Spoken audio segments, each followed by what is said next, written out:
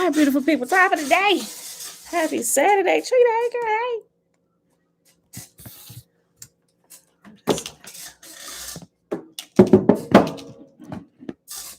Happy Saturday, everybody. Happy Saturday. My squeaky chair. I really need to tighten up these screws. That's what it is. Screws need to be tightened. All right, y'all. Happy Saturday. It is January, y'all. It's end of the month. End of the month.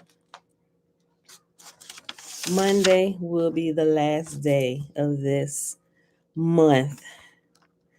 Today is the last day of reading Genesis. It is January 29th, 2022. Day number 17 of reading through the books of the law and the prophets, and of the 4-year consecutive day count, day 1035.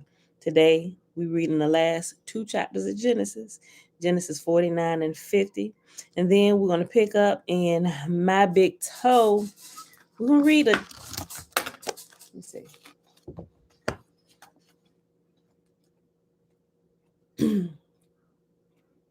Maybe we'll just read one chapter since chapter 19 is so long.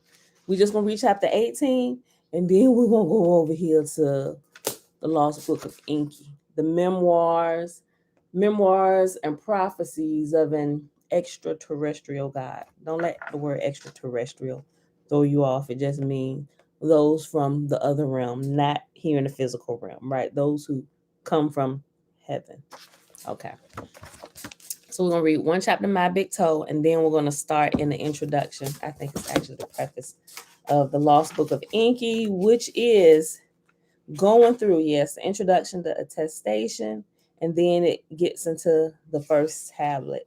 So this is a translation of a more ancient text where the Bible and a lot of other religious faction books were taken from. Now, all of them take some of it from it, and then they add some stuff to it. They take some stuff away. They change the names and stuff. But you can tell if you are familiar, no matter what religion you're in, if you're really familiar with your religion, if you was real serious about it and you read through whatever your religious book was, you will see that once you go outside of that and begin looking at some older manuscripts, if you know and understand the story from the religion you came from, you can see how it was taken from a more ancient text.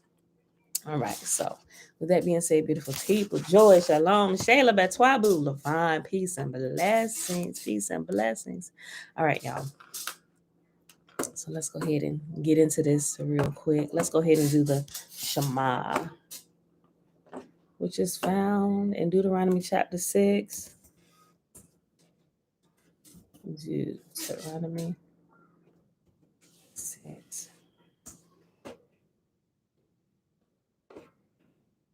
All right, y'all. A call for wholehearted commitment. These are the commands, decrees, and regulations that the Lord your God commanded me to teach you. You must obey them in the land you're about to enter and occupy, and you and your children and grandchildren must fear the Lord your God as long as you live. If you obey all his decrees and commands, you will enjoy a long life. Listen closely, Israel, and be careful to obey. Then all will go well with you, and you will have many children in the land flowing with milk and honey, just as the Lord, the God of your ancestors, promised you. Listen, O Israel, the Lord is our God, the Lord alone. And you must love the Lord your God with all your heart, with all your soul, and all your strength. And you must commit yourselves wholeheartedly to these commands that I'm giving you today. Repeat them again and again to your children. Talk about them when you're at home and when you're on the road, when you're going to bed, and when you're getting up. Tie them to your hands and wear them on your forehead as reminders. Write them on the doorposts of your house and on your gates. The Lord your God will soon bring you into the land he swore to give to you when he made a vow to your ancestors, Abraham, Isaac, and Jacob. It is a land with large, prosperous cities that you did not build. The houses will be richly stocked with goods you did not produce. You will draw water from cisterns you did not dig, and you will eat from vineyards and olive trees you did not plant. When you have eaten your fill in this land, be careful not to forget the Lord who rescued you from slavery in the land of Egypt. You must fear the Lord your God and serve him. When you take an oath, you must only use his name. You must not worship the gods of the neighboring nations, for the Lord your God who lives among you is a jealous God. His anger will flare up against you, and he will wipe you from the face of the earth. You must not test the Lord your God as you did when you complained at Massa. You must diligently obey the commands of the Lord your God, all the laws and decrees he has given you. Do what is right and good in the Lord's sight, and all will go well with you. Then you will enter and occupy the good land that the Lord swore to give to your ancestors.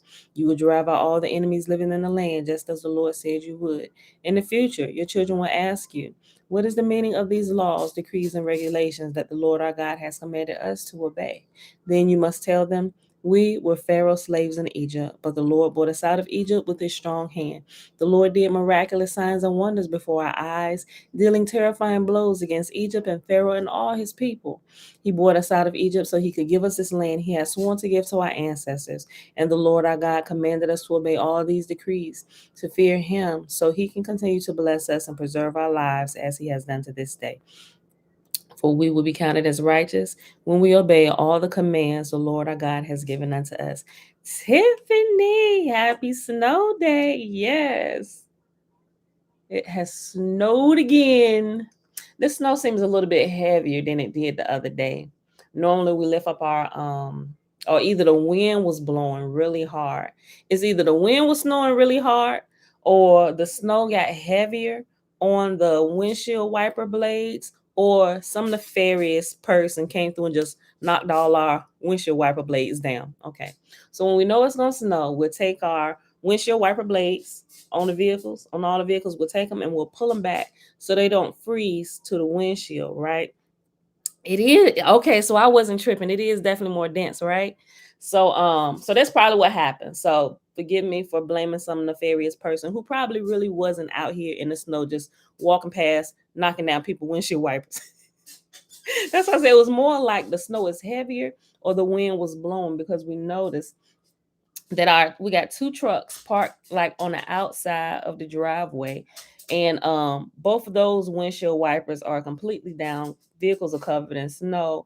The Charger has one windshield wiper up and one down, then the Suburban has both of them up, so we figured maybe it was the wind, maybe it's the heaviness of the snow. Oh, Trina, how was the house? Yeah, we decided against that one. The pictures were, I would say, a little, I'm not going to say deceiving, but if you ever go look at a house and you look at houses on like the apps or whatever, sometimes they use cameras with wide angles to make the room look a lot bigger than what it is, make the backyard look a lot bigger than what it really is when you get there. It was like, oh no, this is not what we saw. I was like, this house already feels too small for us. Like, we got 5 children coming up in here with us. No, the rooms were extremely small. I had to open up. I said, let me make sure we're in the right place. I talked to the realtor. I'm like, yo, this house is a whole lot smaller than what these pictures show. She said, yeah, that's the owner's doing. I was like, this is a little deceiving. The backyard was not even half the size. It was probably the third of the size of what it looked like. We thought it was really good. It's out in Elizabeth City, nice waterfront property. It was like, oh yes, because we already been talking about getting ski-doos and everything. And so, but yeah, no.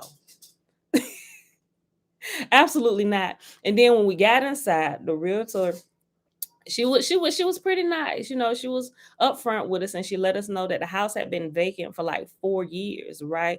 And the owner is an older couple who wants to sell it. They actually bought it a few years back for their daughter, but their daughter decided not to move to the area, so the house has just been sitting vacant, so but during the time that it was sitting vacant, about 5 years ago, I'm like, this long? I'm like, this is a real good neighborhood, because ain't nobody set up a crack house in here or nothing.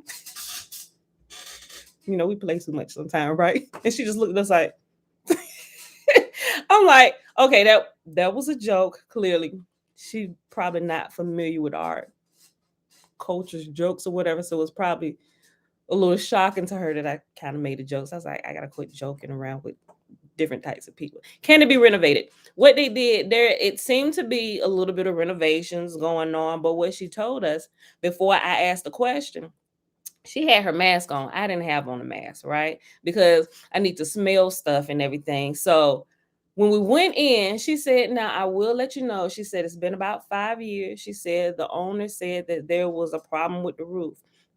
and they got it replaced. But before they found out what the problem was, in one of the upstairs bedrooms towards the corner of the house, there was a leak in the roof. That's why they had to get it replaced. But when they came in to do it, they had a home inspector come in, but they also found out that there was mold.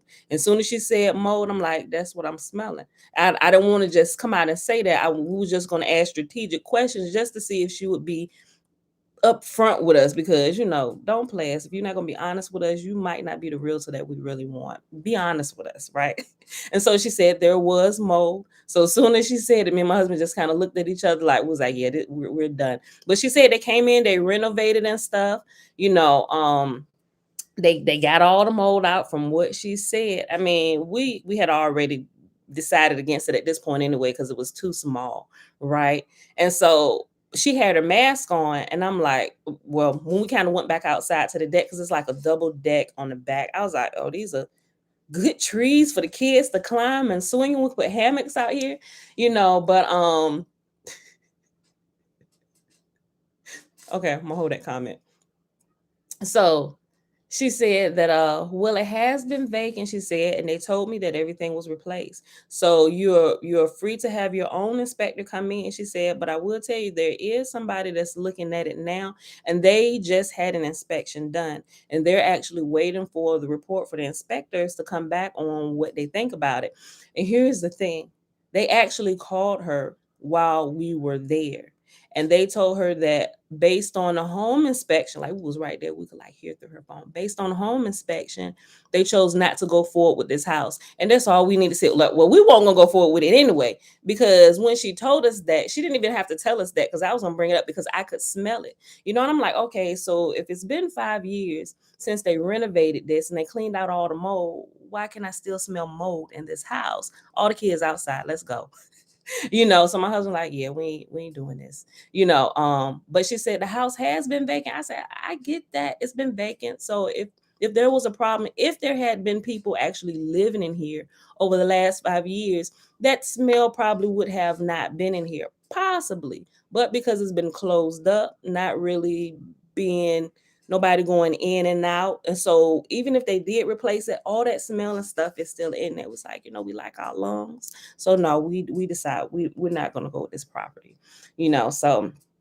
But so Trina, that was like the long answer to your question.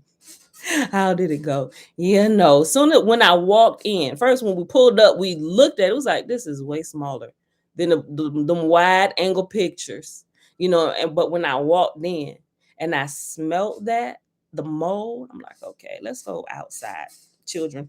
And she came outside and was talking to us, and we did a quick walkthrough through the house, but was like, yeah, no, so that one is out. The pictures made it look beautiful, but actually walking in there, absolutely not. Y'all won't get us. Y'all think we dumb. We're not. Far from it.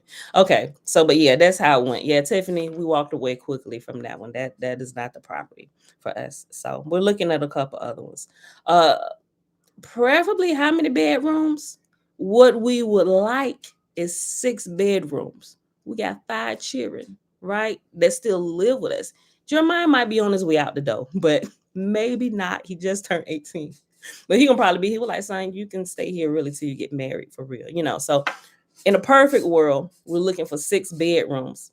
We'll compromise with 5, right? We'll compromise with 5 because Josh, Saya, and Isaiah are all 2 years apart, but they always with each other anyway. So it was like, well, we could put them together, possibly all 3 of them in the same room, because they be with each other all the time anyway. We'll compromise with 5.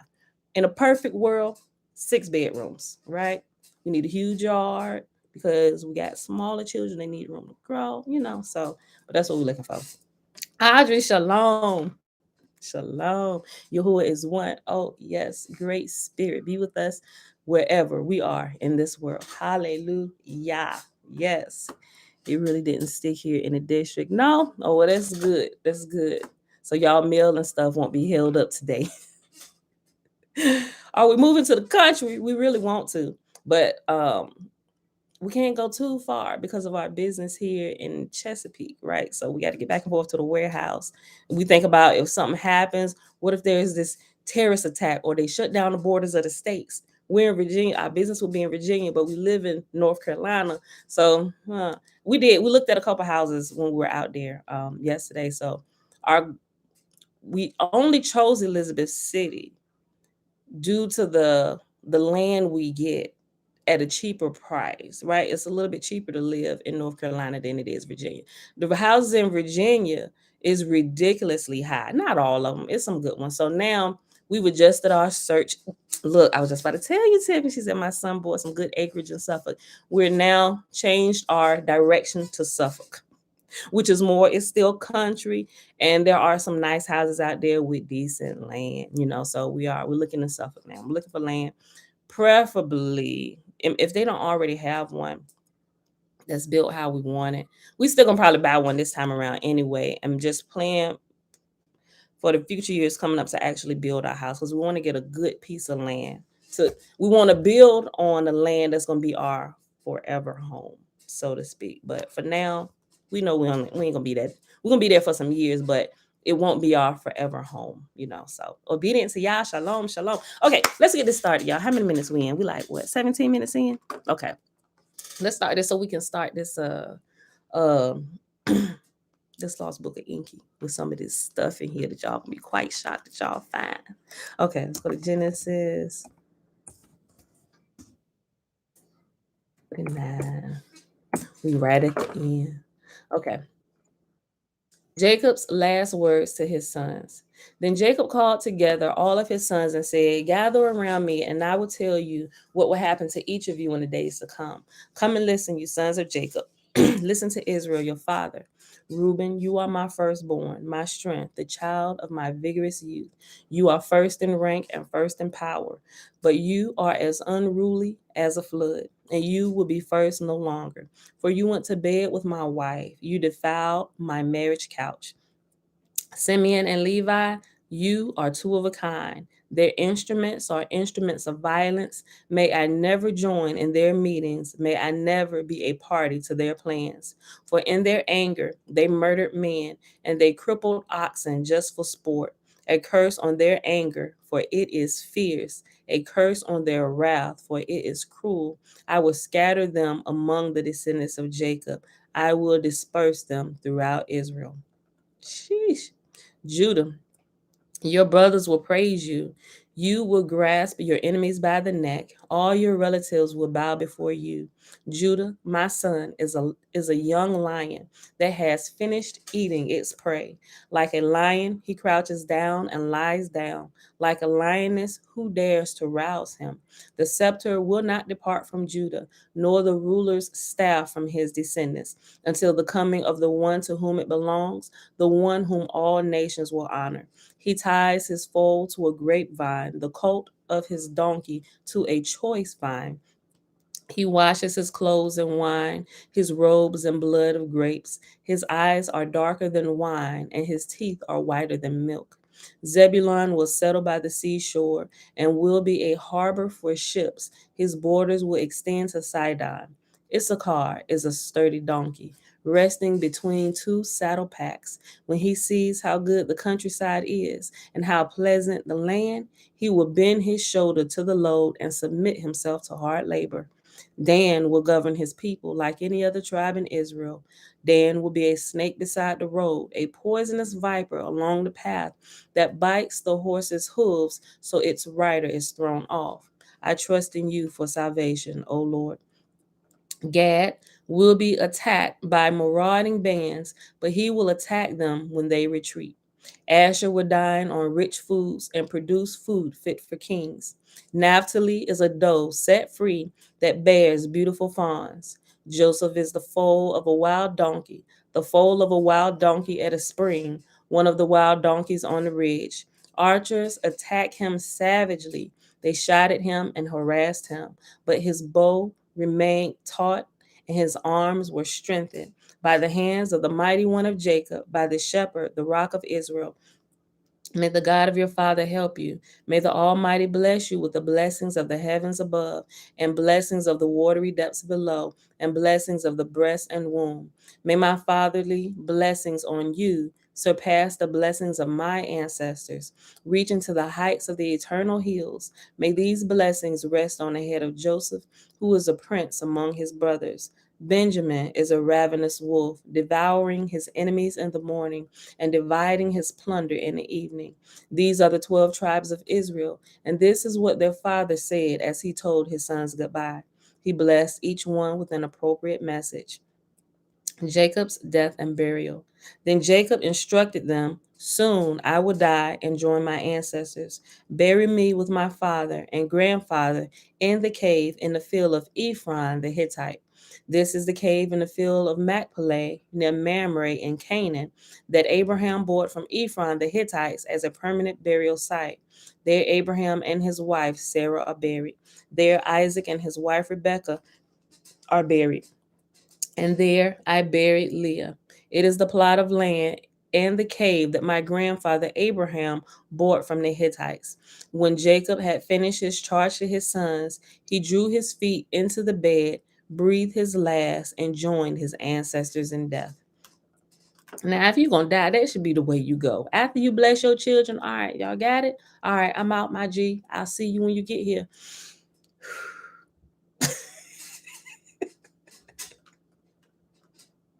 Last chapter for the day.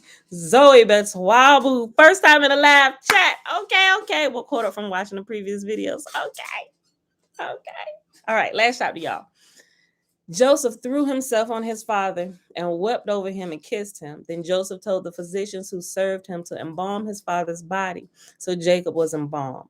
The embalming process took the usual 40 days, and the Egyptians mourned his death for 70 days. When the period of mourning was over, Joseph approached Pharaoh's advisors and said, "Please do me this favor and speak to Pharaoh on my behalf. Tell him that my father made me swear an oath. He said to me, 'Listen, I am about to die. Take my body back to the land of Canaan and bury me in the tomb I prepared for myself. So please allow me to go and bury my father. After his burial, I will return without delay.' Pharaoh agreed to Joseph's request. 'Go and bury your father, as he made you promise,' he said. So Joseph went up to bury his father. He was accompanied by all the Pharaoh's officials, all the senior members of Pharaoh's household, and all the senior officers of Egypt. Joseph also took his entire household and his brothers and their households, but they left their little children and flocks and herds in the land of Goshen. A great number of chariots and charioteers accompanied Joseph, and when they arrived at the threshing floor of Atad near the Jordan River, they had a very great and solemn memorial service with a 7-day period of mourning for Joseph's father. The local residents, the Canaanites, watched the mourning at the threshing floor of Atad. Then they renamed that place, the place which is near Jordan, Abel Mizraim, for they said, 'This is a place of deep mourning for these Egyptians.' So Jacob's sons did as he had commanded them. They carried his body to the land of Canaan and buried him in a cave in the field of Machpelah near Mamre. This is the cave that Abraham had bought as a permanent burial site from Ephron the Hittite. Linda, morning. Look, and if y'all didn't uh read this in the Legends of the Jews, y'all know how all the time it's always something crazy that break out at somebody's funeral. Sometimes, maybe not all the time, but sometimes our folk, it may not be at the funeral, it could be at the repast or something at somebody's house after everybody got drunk or something. Somebody out there fighting. Well, this is what happened at Jacob's tomb. All the brothers broke out fighting, but you gotta read the Legends of the Jews to get some of that story, right? Okay. I ain't gonna get into it, but it's there. You should go read it. I forget which. Oh, maybe I did. I think I named it. If you go back last year when we read it, something in the title about a fight broke out at Daddy's funeral. Something like that. Something like that, if I remember correctly. I had to go back and find it. Let me just make myself a note. Funeral of Joseph. I'm sorry, funeral of Jacob. I remember now. I got something alluding to the fact that this was the video where I read that particular section. So I'll post that. Okay. Joseph reassures his brothers. After burying Jacob, Joseph returned to Egypt with his brothers and all who had accompanied him to his father's burial. But now that their father was dead, Joseph's brothers became fearful. Now Joseph will show his anger and pay us back for all the wrong we did to him, they said. So they sent this message to Joseph. Before your father died, he instructed us to say to you, please forgive your brothers for the great wrong they did to you, for their sin in treating you so cruelly. So we, the servants of God, the servants of the God of your father, beg you to forgive our sin. When Joseph received the message, he broke down and wept. Then his brothers came and threw themselves down before Joseph. Look, we are your slaves, they said. But Joseph replied, don't be afraid of me. Am I God that I can punish you? You intended to harm me, but God intended it for good. He brought me to this position so I could save the lives of many people. No, don't be afraid. I will continue to take care of you and your children. So he assured them by speaking kindly to them. The death of Joseph. So Joseph and his brothers and their families continued to live in Egypt. Joseph lived to the age of 110. He lived to see 3 generations of descendants of his son Ephraim, and he lived to see the birth of the children of Manasseh's son Machir, whom he claimed as his own. Soon I will die, Joseph told his brothers, but God will surely come to help you and lead you out of this land of Egypt. He will bring you back to the land he solemnly promised to give to Abraham, to Isaac, and to Jacob. Then Joseph made the sons of Israel swear an oath, and he said, when God comes to help you and lead you back, you must take my bones with you. So Joseph died at the age of 110. The Egyptians embalmed him, and his body was placed in a coffin in Egypt. Okay, so you also, when you go read about Jacob's death, you're also going to read about when they were leaving Egypt and I ain't gonna say shenanigans, the trouble that Moses went through trying to retrieve his bones and what he had to do. He actually, because Joseph's body, if y'all remember correctly, now I understand what was really happening. It tells you of some of the magic that was being used during that time, right? But it's not necessarily magic, but we would think it's magic today. But the magic that had to be used to call Joseph's bones from up out of his tomb, because it wasn't a normal tomb that kind of just sat on the ground where you can walk into the structure or maybe just dig 6 feet. His body was in a chamber below the ground, so Moses had to cast a spell, so to speak, to cause the ground to loosen up and for the body, the grave, to come up out the ground so he could actually retrieve his bones. Right now, remember, Moses lived in Egypt all his life, so he knew how the pharaohs were buried. Remember, Joseph was treated like a pharaoh's second-hand command, so he had all the honors what a pharaoh would, which is why he knew where his bones would be down in the earth. Right, so just think about all those things. All right. So with that being said, we're done with the book of Genesis, and we're kind of going to restart the book of Genesis when we go through the tablets that have been translated by this gentleman. But before we get there today, because it's Saturday, we're going to read one chapter of My Big Toe, chapter 17. No, chapter 18. It's pretty short.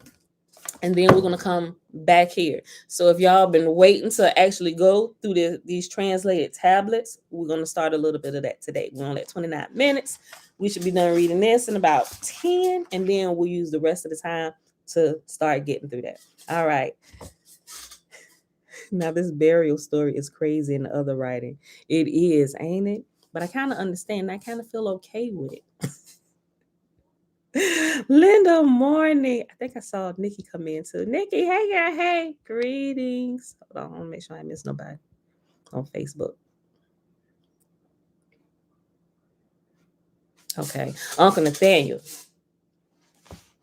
All right, y'all. Chapter 18 is page 123 in My Big Toe. Remember, TOE is an acronym for Theory of Everything. My big toe, or my perception of the world around me based on my current experiences in life. So we are growing our big toe, right? We're broadening our perception of the world and what the heck is really going on here, right? All right. not just physically, but also spiritually, right? Because things in the physical will make sense once we understand what's going on in the spiritual realm, because this is just a manifestation of what happened in the world that we can't see with your regular eyes.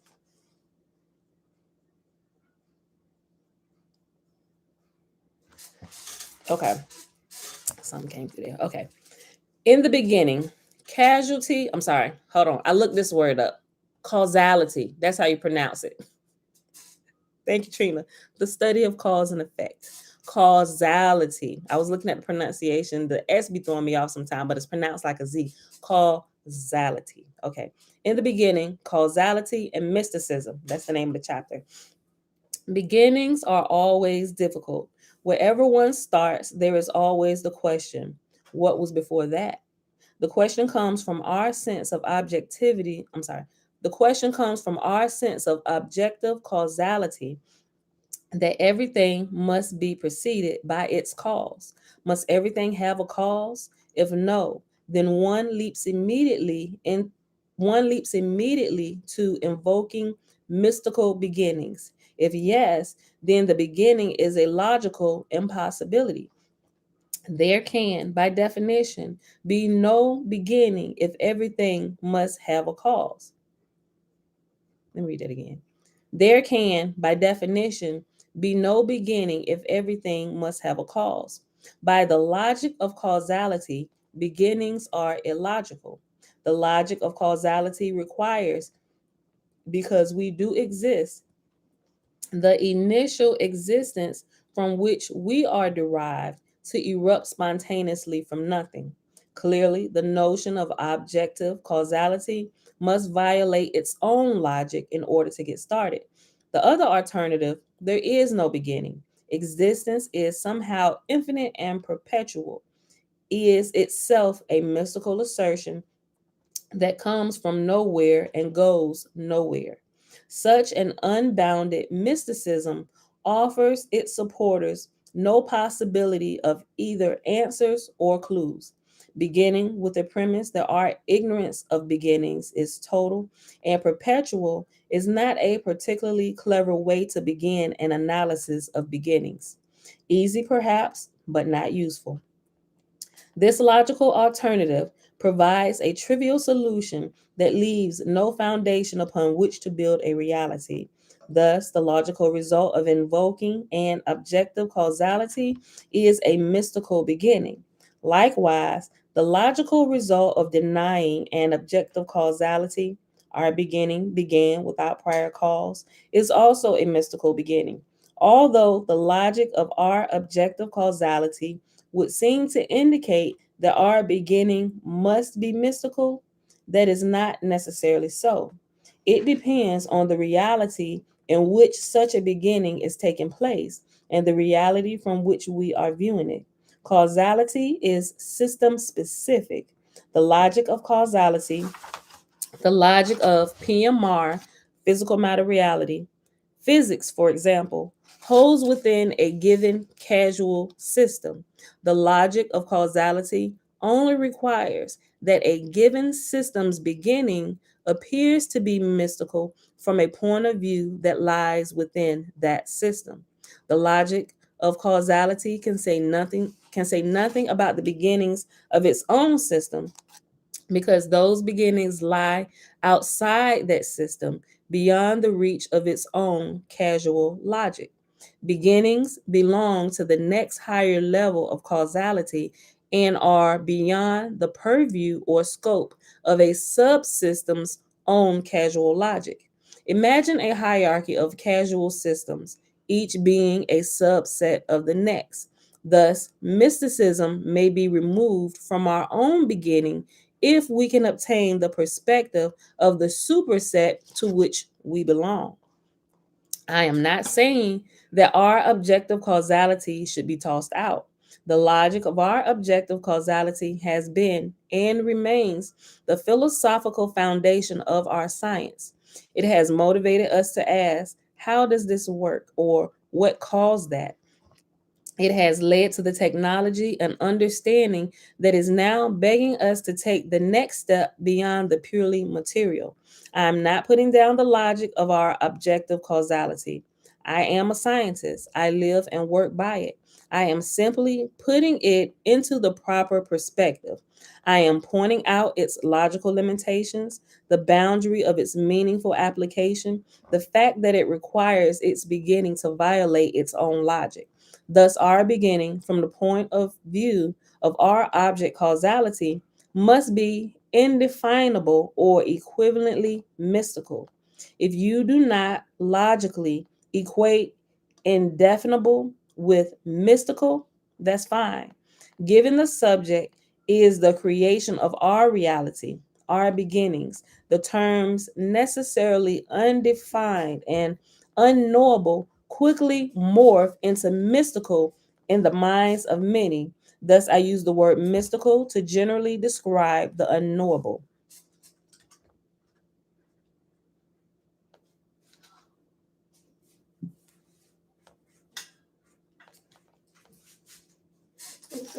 You're welcome, Pooh. By the time you reach the end of this trilogy, the veil of mysticism will be logically removed from our beginnings, and you will clearly understand the roots of our existence and how and why those roots came into being. Once we realize the casual logic that gives us science also limits our understanding of the larger reality and its beginning, we are free to begin exploring the larger truth. Without this realization, our perspective and capacity to understand is trapped in a conceptual prison, a belief trap of our own making.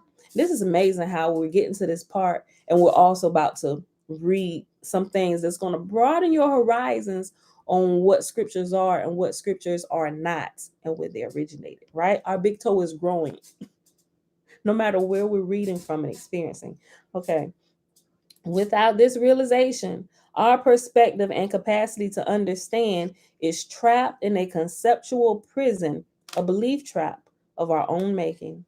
The erroneous belief in a universal causality as opposed to a local causality is used repetitively to make those who would dare rationally tackle the questions of beginnings appear to be ignorant and incorrect. The repeatedly and hold on, I know how to pronounce this word. Iteratively. I think that's wrong. Iteratively. I think I'm pronouncing it wrong, but I know this word. I ain't illiterate, y'all. I'm not that illiterate. Okay, I'm gonna have to look this word up. The repeatedly and I'm just gonna look it up right now. Hold on 1 second. Google. Hold on.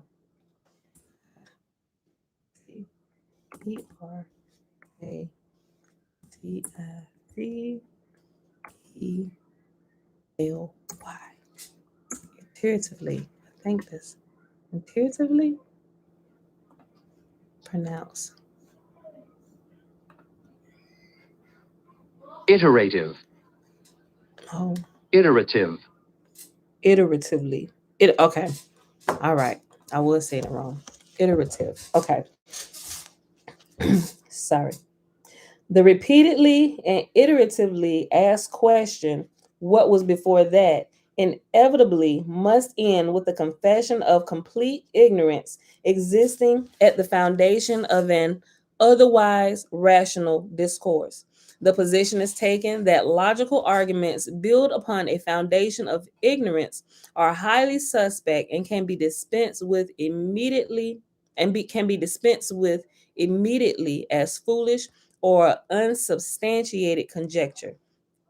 Our physical space time causality is local and simply does not apply to what was before that. Otherwise, we would either be stuck with no beginning or we would have spontaneously popped out of nothing. Either of those alternatives leads to mystical beliefs that are not scientifically or logically productive. Neither makes good sense. nor provides a rational foundation from which to build a scientific big picture of everything. A major paradigm shift described within this section provides another alternative, necessarily mystical from the PMR point of view, that is not belief based, that does make good sense, and that is scientifically and logically productive. Our beginnings appear mystical to us because of the limitations of our logic and because of the limitations that our belief based perspectives impose upon our minds. If you raise science as well as your vision and understanding to the next higher level of causality, to the super system that contains PMR as a subsystem or the physical matter reality as a subsystem, the ever present mysticism will recede to the outer edges of your newly acquired knowledge. If your picture or your worldview or understanding of reality is significantly bigger than your neighbor's picture, your neighbor may see you as a mystic.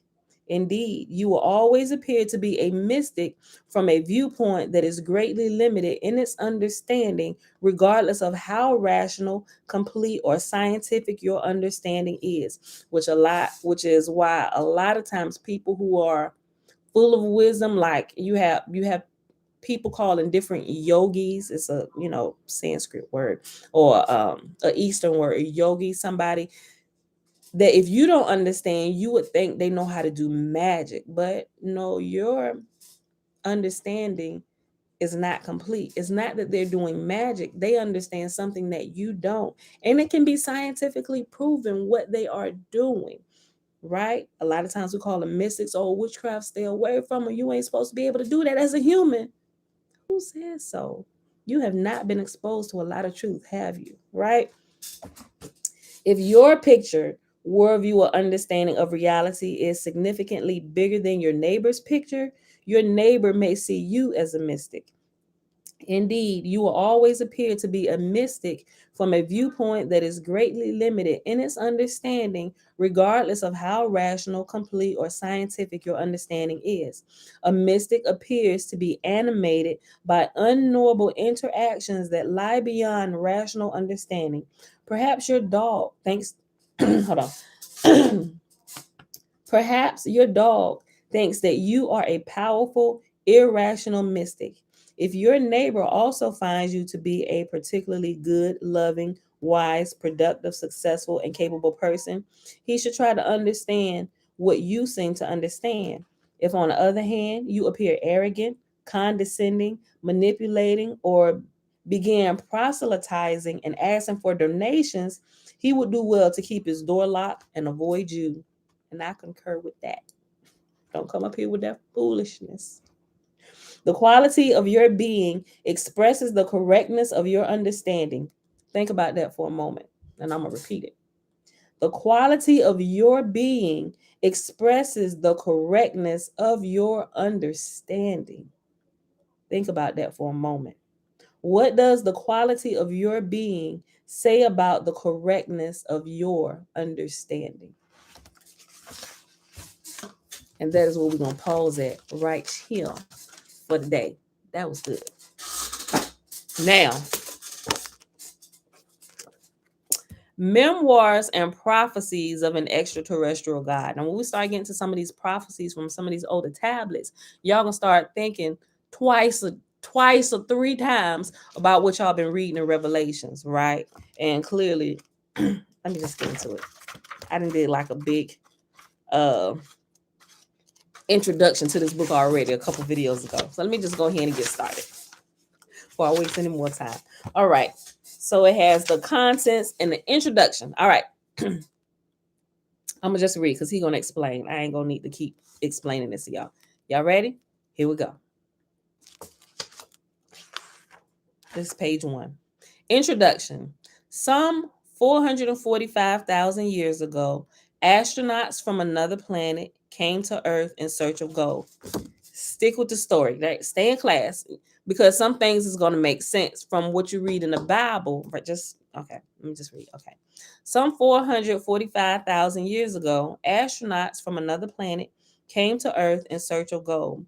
Splashing down in one of Earth's seas, they waded ashore and established Iridu, home in the far away.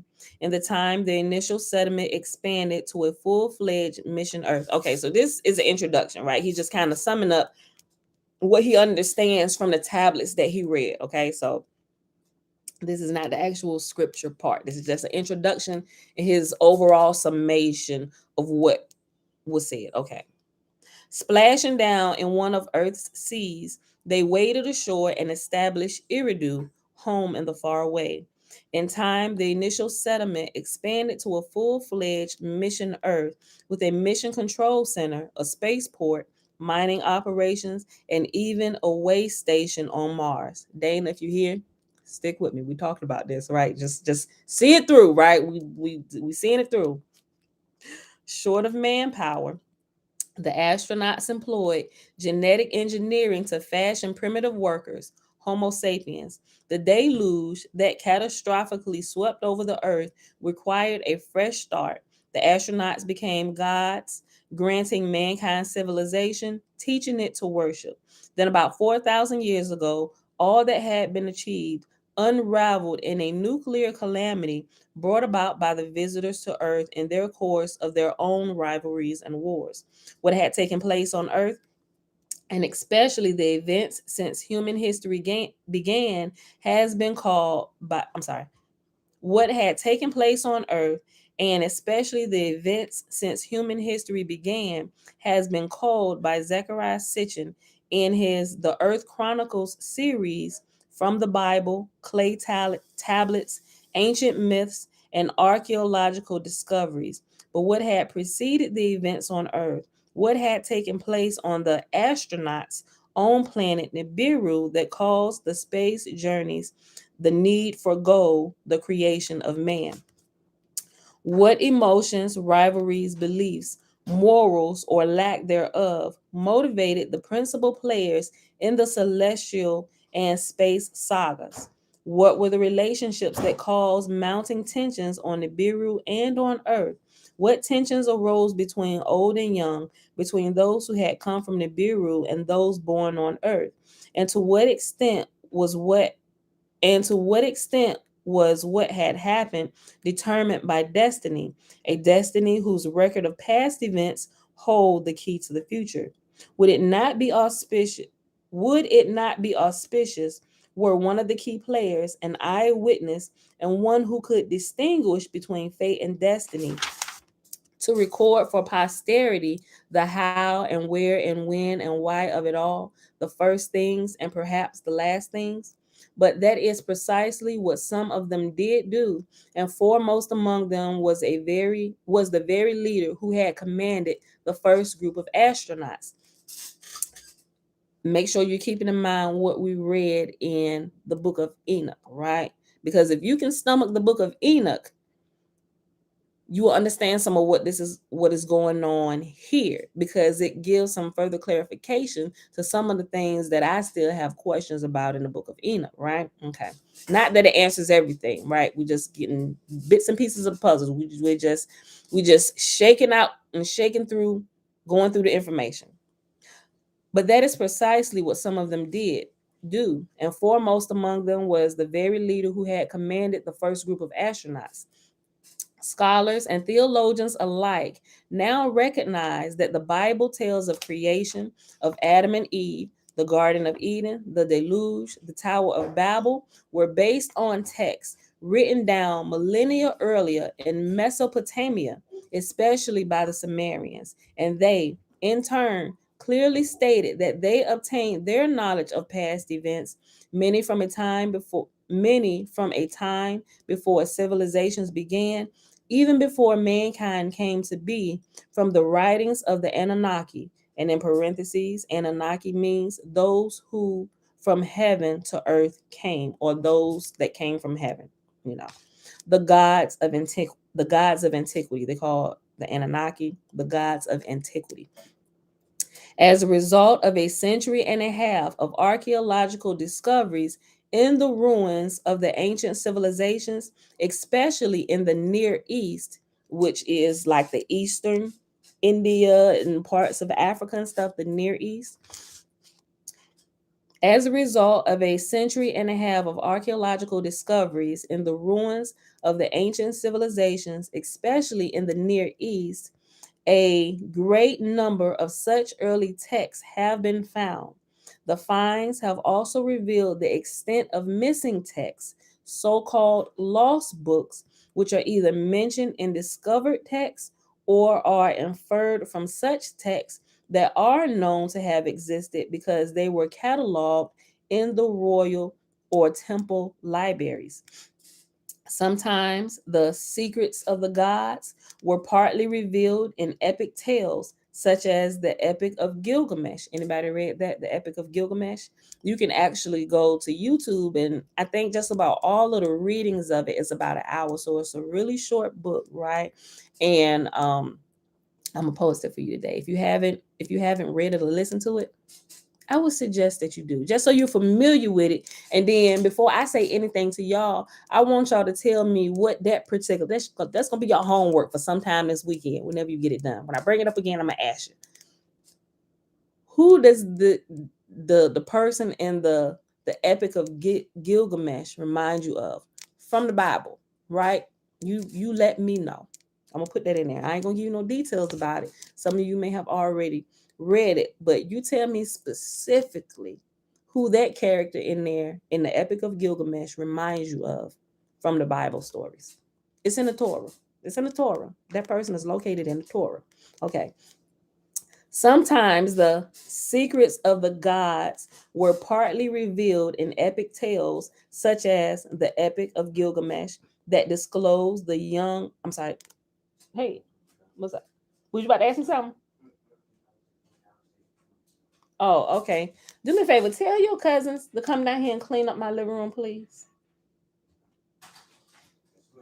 Thank you.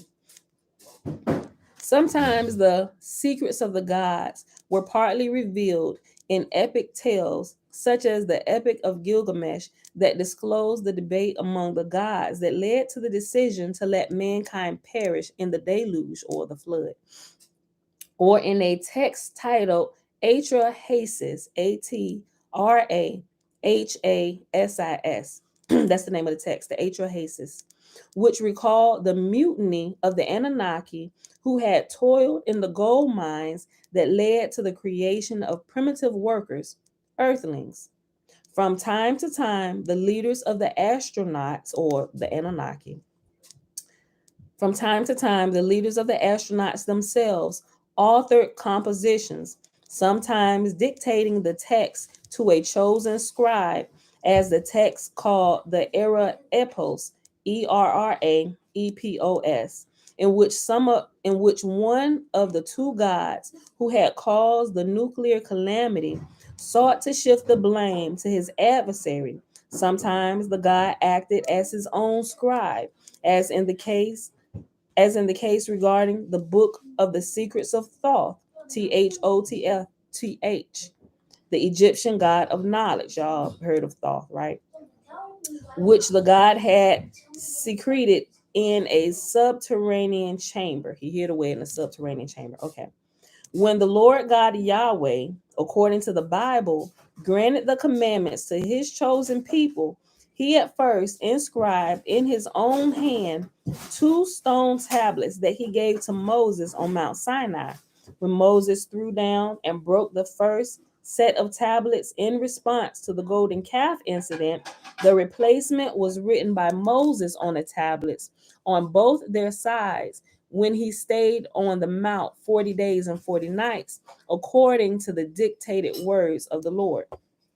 Were it not for a tale recorded on papyrus from the time of the Egyptian king Khufu, Khufu, or Cheops, in parentheses, Cheops. Were it not for a tale recorded on a papyrus from the time of the Egyptian king Khufu, Cheops, concerning the book of the secrets of Thoth, The existence of that book would not have become known were it not for the biblical narratives in Exodus and Deuteronomy. We would never have known about the divine tablets and their contents. All would have become part of the enigmatic body of lost books whose very existence would have never come to light. No less painful is the fact that in some instances, we do know that certain texts had existed but are in the dark regarding their contents. Such is the case regarding the book of the wars of Yahweh and the book of Jasher, which is translated the book of righteousness, which are specifically mentioned in the Bible, right? Both those books of the wars of Yahweh, but in the King James and a couple other versions is called uh the book of the wars of the Lord. So y'all probably remember hearing that or reading that, right? So that's the book it was talking about. And clearly we know the book of Jasher because we read through that. Book of Jasher is also known as the book of righteousness. Okay. Such is the case regarding the book of the wars of Yahweh and the book of Jasher, book of righteousness, which are specifically mentioned in the Bible. In at least two instances, the existence of olden books, earlier texts known to the biblical narrator, can be inferred. Chapter 5 of Genesis begins with the statement, This is the book of Toledoth. This is the book of the Toledoth, Toledoth, of Adam. This is the book of the Toledoth of Adam. The term Toledoth being usually translated as generations, but more accurately meaning historic or genealogical record. The other instance is in chapter 6 of Genesis, where events concerning Noah and the deluge begins with the words, These are the Toledoth of Noah. Indeed, indeed, partial versions of a book that became known as the Book of Adam and Eve have survived over a millennia in Aramaic, Slavonic, Syriac, and Ethiopic languages. And the book of Enoch, one of the so-called apocryphal books that were not included in the canonized Bible, contains segments that are considered by scholars to be fragments of a much earlier book of Noah. An oft-quoted example of the extent of lost books is that the famed Library of Alexandria in Egypt, established by the general Ptolemy after Alexander's death in 323 BC, it was said to have contained more than 500,000 volumes, books inscribed on a variety of materials, clay, stone, papyrus, parchment. That great library, where scholars gathered to study the accumulated knowledge, was burnt down and destroyed in the wars that extended from 48 BC to the Arab conquest in AD 642. What has remained of its treasures is a translation of the first 5 books of the Hebrew Bible into Greek and fragments retained in the writings of some of the library's resident scholars. It is only thus that we know about the second King Ptolemy commissioned circa 270 BC an Egyptian priest whom the Greeks called Manetho to compile the history of prehistory. I'm sorry, let me read that again. It is only thus that we know that the second King Ptolemy, y'all should be familiar with King Ptolemy from when we read through the book of the Maccabees, right? So his name was all through Maccabees. Shh. I appreciate the cleanup, but can we keep the noise down to a minimum? Isaiah, morning. Yes. Help clean, Josiah. All right, you too, Isaiah. Go. You want to say hi? Isaiah says hi, everybody. This is the one that like to fight everybody. No, you can pour that out. Pour it out for me, please, and just throw the thing away. Thank you. I appreciate it, Jonathan. All right. It is only thus that we know that the second King Ptolemy commissioned circa 270 BC an Egyptian priest whom the Greeks called Manetho, to compile the history and prehistory of Egypt.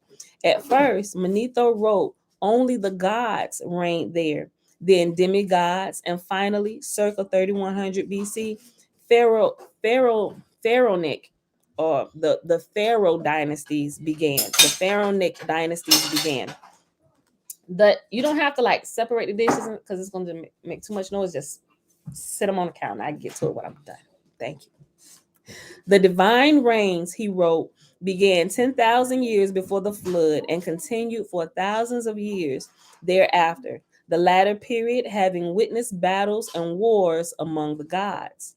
In the Asiatic domains of Alexander, where reign fell into the hands of the general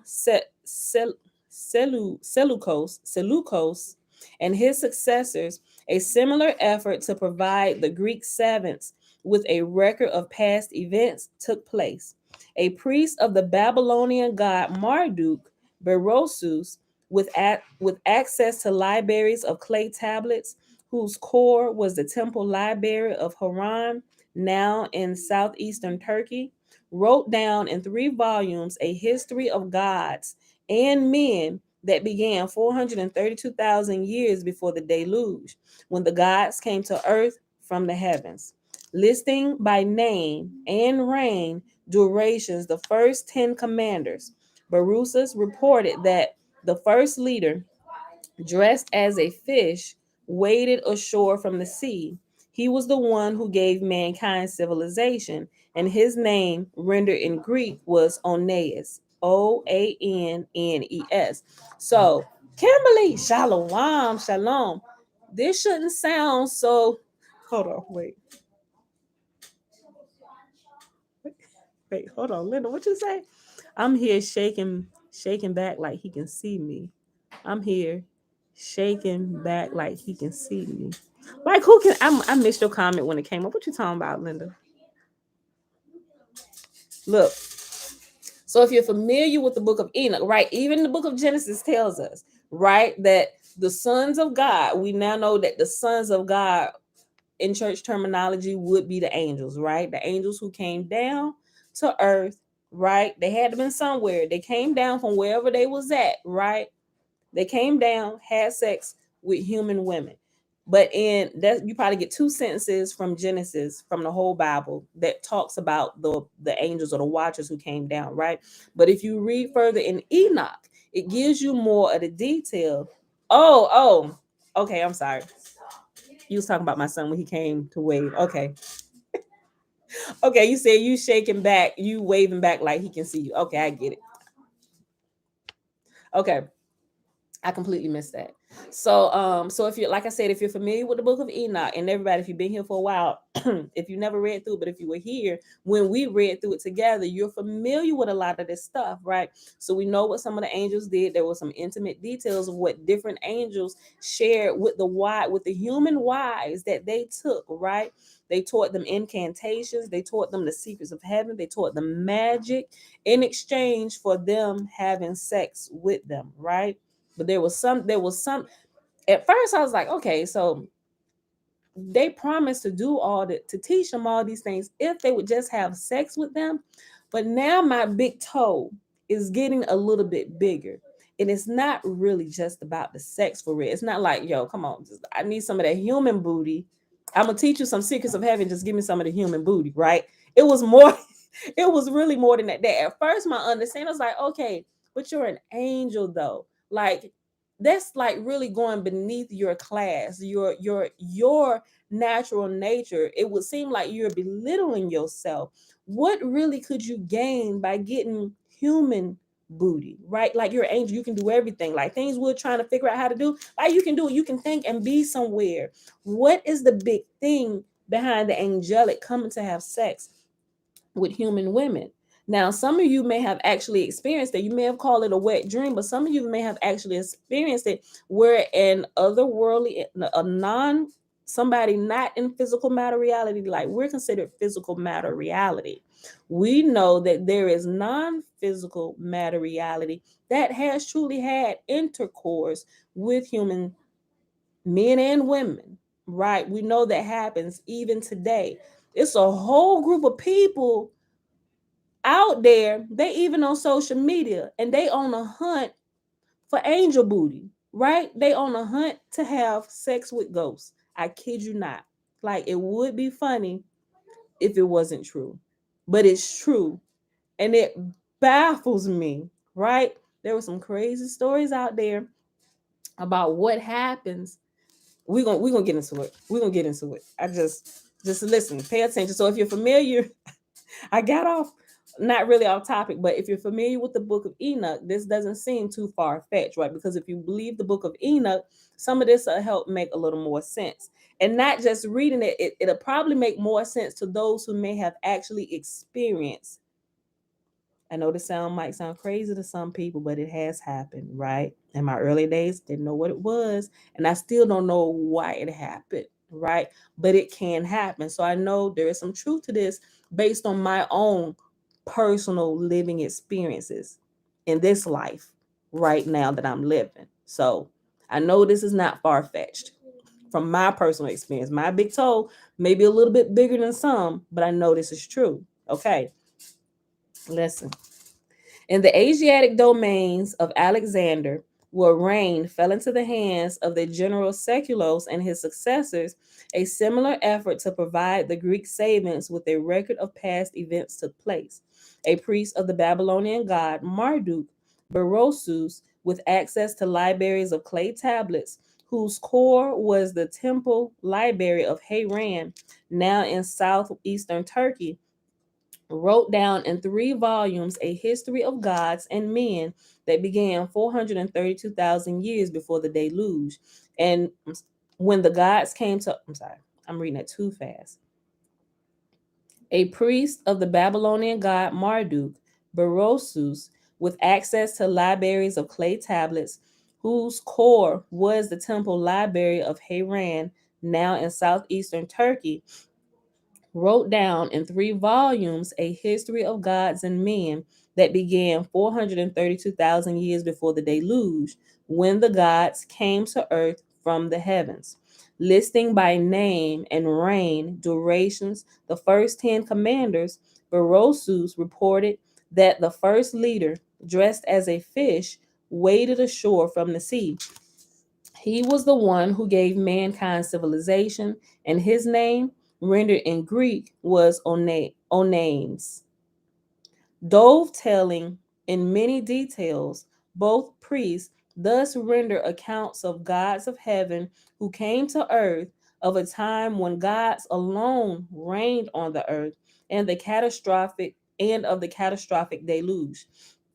And the fragmentary bits and pieces retained in other contemporary writings from the 3 volumes, Berosus specifically reported the existence of writings from before the Great Flood, stone tablets that were hidden for safekeeping in an ancient city called Sippar, one of the original cities established by the ancient gods. Though Sippar, as were other pre-diluvial cities of the gods, was overwhelmed and obliterated by the deluge, a reference to the pre-diluvial writings surfaced in the annals of the Assyrian king Ashurbanipal, 668 through 633 BC.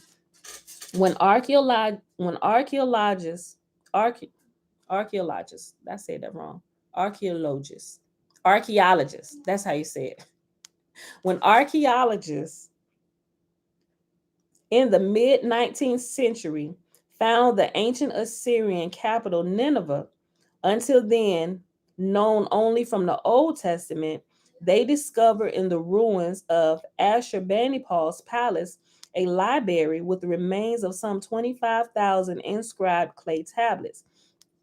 An assiduous collector of olden texts, Ashurbanipal boasted in his annals, "The God of scribes has bestowed on me the gift of knowledge of his art. I have been initiated into the secrets of writing. I can even read the intricate tablets in Sumerian.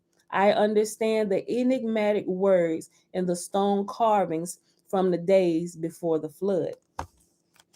It is now known that the Sumerian civilization had blossomed in what is now Iraq almost a millennium before beginning of the Pharaonic age in Egypt, both to be followed later by the civilization of the Indus Valley in the Indian subcontinent.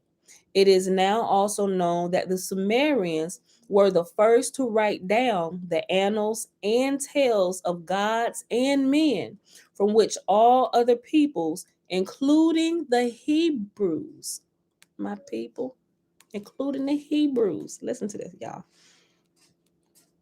It is now also known that the Sumerians were the first to write down the annals and tales of gods and men, from which all other peoples, including the Hebrews, obtained the tales of creation, of Adam and Eve, Cain and Abel, the deluge, and the Tower of Babel, and of the wars and loves of the gods, as reflected in the writings and recollections of the Greeks, Hittites, Canaanites, Persians, and Indo-Europeans. As all these olden writings attest, their sources were even earlier texts, some found, many lost.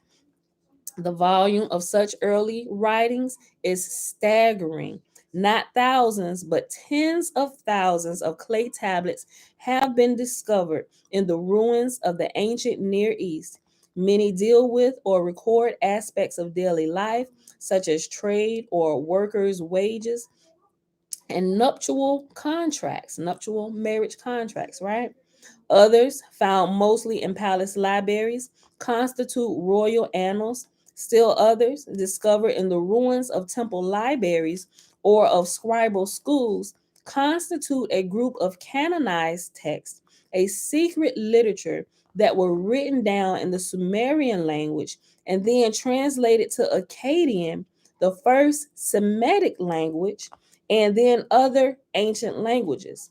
And even in those early writings, going back almost 6,000 years, references are made to lost books, text inscribed on stone tablets. So you know how they call Hebrew one of the ancient languages? It is, but it comes from a more ancient language, from the Akkadian language. Matter of fact, it's Hebrew. I think it's Hebrew, Aramaic, and it's another one. It's three of them that come directly from the Akkadian language, right? We're going to get into it. Okay. And even in those early writings, going back almost 6,000 years, references are made to lost books, texts inscribed on stone tablets. Among the incredible, to say fortunate, does not fully convey the miracle finds in the ruins of ancient cities and their libraries are clay prisms inscribed with the very information about the 10 pre-diluvial rulers and their 432,000 years total reign to which Barusos had referred, known as the Sumerian King List, and on display in the Ashmolean Museum, Oxford, England. Anybody in England, if that still exists, can y'all please go there? If y'all can take pictures, take pictures. We ain't gonna be able to share them on YouTube unless you got a community section. You gotta have at least 1,000 followers. Well, not necessarily 1,000. I think once you hit like 980, they open up the community section.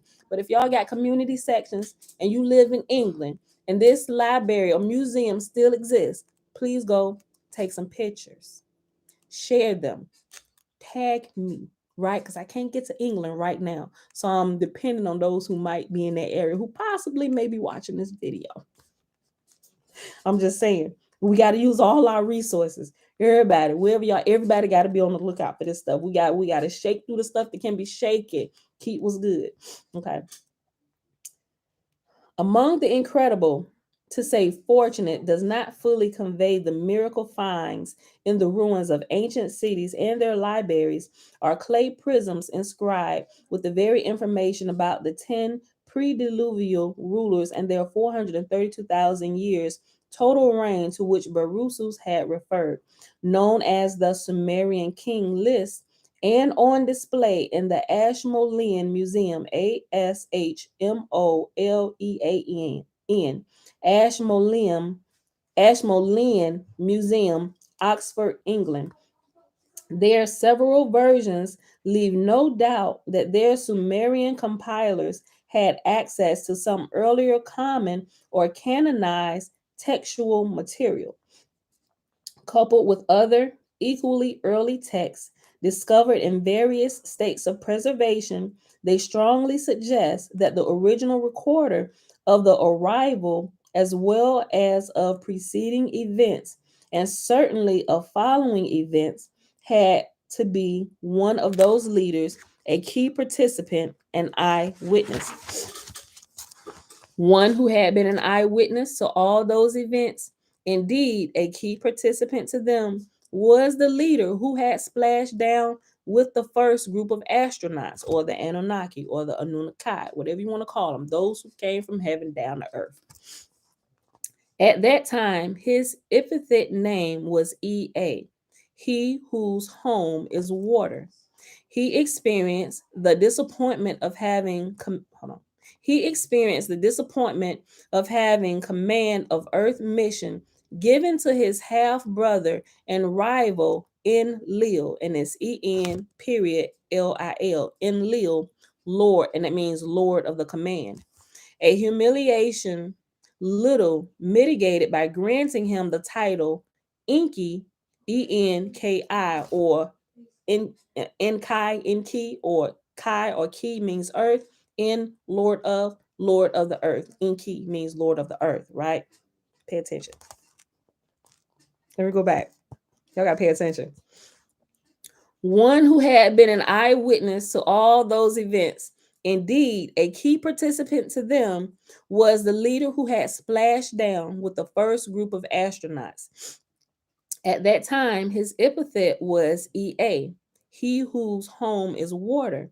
He experienced the disappointment of having command of Earth mission given to his half brother and rival Enlil, Lord of the command, a humiliation little mitigated by granting him the title Enki, Lord of Earth. Relegated away from the cities of the gods and their spaceport in the Eden, E period DIN, and parentheses, it has what we know as Eden, EDEN. Deborah, shalom, shalom. He experienced the disappointment of having command of Earth mission given to his half brother and rival Enlil, Lord of the command, a humiliation little mitigated by granting him the title Enki, Lord of Earth. Relegated from the cities of the gods and their spaceport in the Eden, to supervise the mining of gold in the Abzu, or southeastern Africa. That's what the Abzu is. AB period ZU, the Abzu. Tanya 3000, shalom. Okay. Relegated away from the cities of the gods and their spaceport in the Eden, to supervise the mining of the gold in the Abzu, which is southeastern Africa. It was Ea, or Enki, a great scientist who came across the hominoids who inhabited those parts.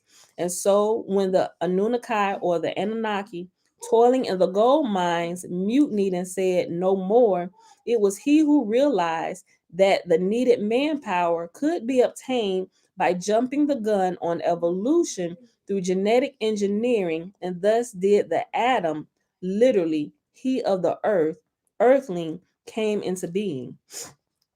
As a hybrid, the Adam could not procreate. The events echoed in the biblical tale of Adam and Eve in the Garden of Eden record the second genetic hold on, let me go back. As a hybrid, the Adam could not procreate. The events echoed in the biblical tale of Adam and Eve in the Garden of Eden record the second genetic manipulation by Enki that added the extra chromosomal genes needed for sexual procreation.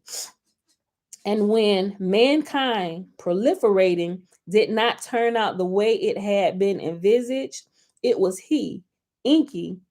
Remember who Enki is? Lord of the earth, right? It was he, Enki, who defied his brother Enlil's plan to let mankind perish in the deluge. The events whose hero has been called Noah in the Bible and Zitusudra in the earlier original Sumerian text. So Zitusudra, when you hear Zitusudra, that's Noah. Okay. I read that one sentence again. I keep going. And when mankind proliferating did not turn out the way it had been envisaged, it was he, Enki, who defied his brother Enlil's plan to let mankind perish in the deluge. The events whose hero has been called Noah in the Bible and Zitusudra in the earlier original Sumerian text. The firstborn son of Anu, Nibiru's ruler, Ea or Enki, was well versed in his planets, Nibiru and its inhabitants past.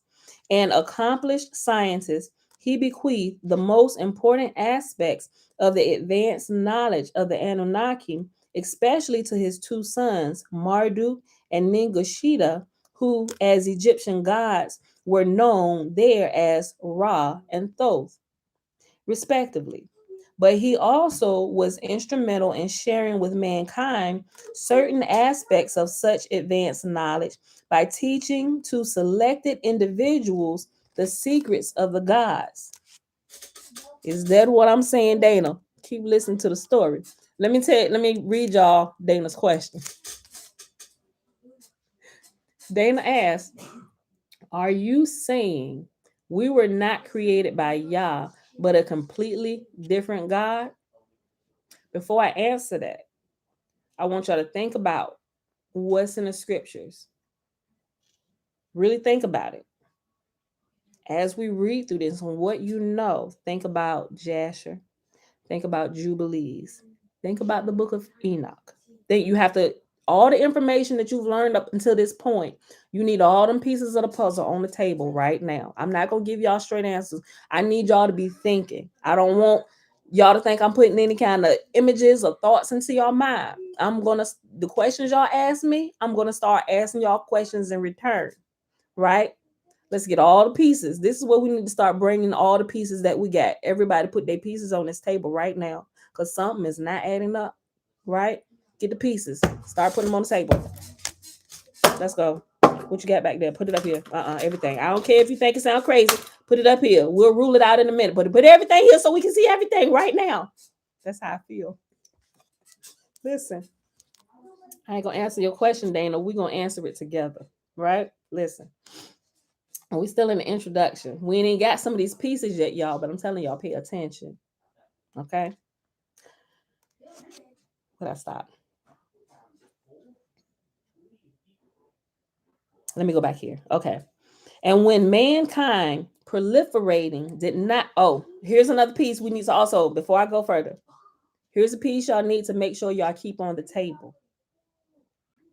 Think about a lot of the experiments. I know we got people of different nationalities here. This is not being said to be racist or anything like that, but everybody has access to this information. I want you to think about some of the different experiments and things that have been done on certain groups of people, how certain people's organs are taken, just different things. Think about the melanin conferences they have every single year and how they study people who are full of melanin, and not necessarily melanin, but it's when you get down into it and you're paying attention, it's really the carbon that they're studying. They use melanin, they call it the melanin conferences and stuff, but it's really the carbon that they're studying in certain ones who have melanin, right? Okay. That's a piece that needs to be on this table. I need y'all also to remember Henrietta Lacks. We need to put Henrietta Lacks on this table as well, right? Everything. We need everything. Bombings, different things for different people. All of these are pieces to the big toe. Put all these pieces on the table. Leave nothing out. Mom, shalom. Christy, hey girl, hey. All right. As a hybrid, the Adam could not procreate. The events echoed in the biblical tale of Adam and Eve in the Garden of Eden record the second genetic. Hold on, I read that like too fast or slow. As a hybrid, the Adam could not procreate. The events echoed in the biblical tale of Adam and Eve in the Garden of Eden record. Still, forgive me, y'all. Hold on. Record. I'm about to say record. Okay. One more time. As a hybrid, the Adam could not procreate. The events echoed in the biblical tale of Adam and Eve in the Garden of Eden record the second genetic manipulation by Enki that added the extra chromosomal genes needed for sexual procreation. And when mankind proliferating did not turn out the way it had been envisaged, it was he, Enki, who defied his brother Enlil's plan to let mankind perish in a deluge. The events whose hero has been called Noah in the Bible and Zeusuda in the earlier original Sumerian text. The firstborn son of Anu, Nibiru's ruler, Ea or Enki, was well versed in his planet's Nibiru and its inhabitants' past. As accomplished scientist, he bequeathed the most important aspects of the advanced knowledge of the Anunnaki, especially to his two sons, Marduk and Ningushita, who, as Egyptian gods, were known there as Ra and Thoth, respectively. But he was also instrumental in sharing with mankind certain aspects of advanced knowledge by teaching to selected individuals the secrets of the gods. In at least two instances, such initiates wrote down, as they were instructed to do, those divine teachings as mankind's heritage. One called Adapa, and probably a son of Enki by a human female, is known to have written a book entitled Writings Regarding Time, one of the earliest lost books. The other, called In Miduranki, was in all probability the prototype of the biblical Enoch, the one who was taken up to heaven after he had entrusted to his sons the book of divine secrets, and of which a version has possibly survived in the extra biblical book of Enoch. Campbell Mack, more than one creator. Let's keep reading and see, right? Let's think about this. We're not gonna give answers. We all gonna think about this together based on all the information. Let's keep y'all. I see y'all about to start throwing out a bunch of questions, and we still in the intro. This is gonna answer some of these questions y'all throwing out. But while we go along, keep Torah at the foremost of your mind and what Torah says, right? Torah, the other books we've been reading, Enoch, everything, all the stuff and things that we've tested and know to be true, right? Think about it. Think about it. If we have all these other gods and lords doing all of this, what did y'all do?